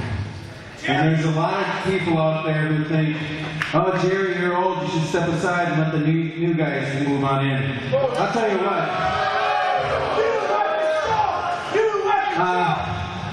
Wrestling is in my blood and I'm screwed. I can't quit. I love it. I'm having too much fun. I also want to thank the boys in the back. There is so much tremendous talent on the indie scene. And, you know, I've worked for a lot of the big companies, well, pretty much all of them. And to tell you the truth, the indies and shows like this are what keeps it fun and why I keep going.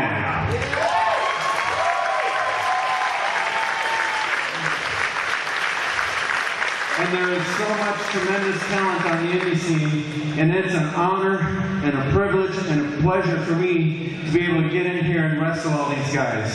So I want to thank all the wrestlers in the back, all the wrestlers on the indie scene, and thank you, Davey. It was an honor.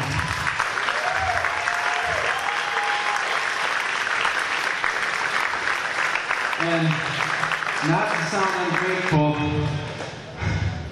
but I won the tournament tonight, but I haven't beat you.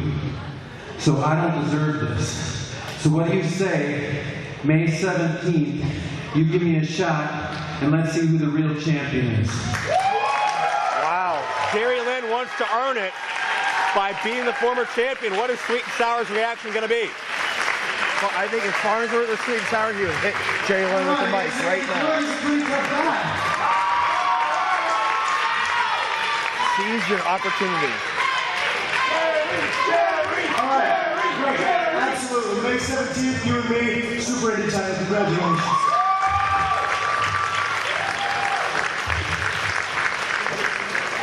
Well, it looks like Larry Sweeney and Jerry Lynn will battle out to prove once and for all who the true rightful champion is. But as far as officially in the record books goes, Jerry Lynn is the winner and champion tonight. Our final ever Super Indy Tournament. For your Super Indy 7 winner, Jerry Lynn. The Super Indy Tournament has a new effing champ. Good night from Super Indy.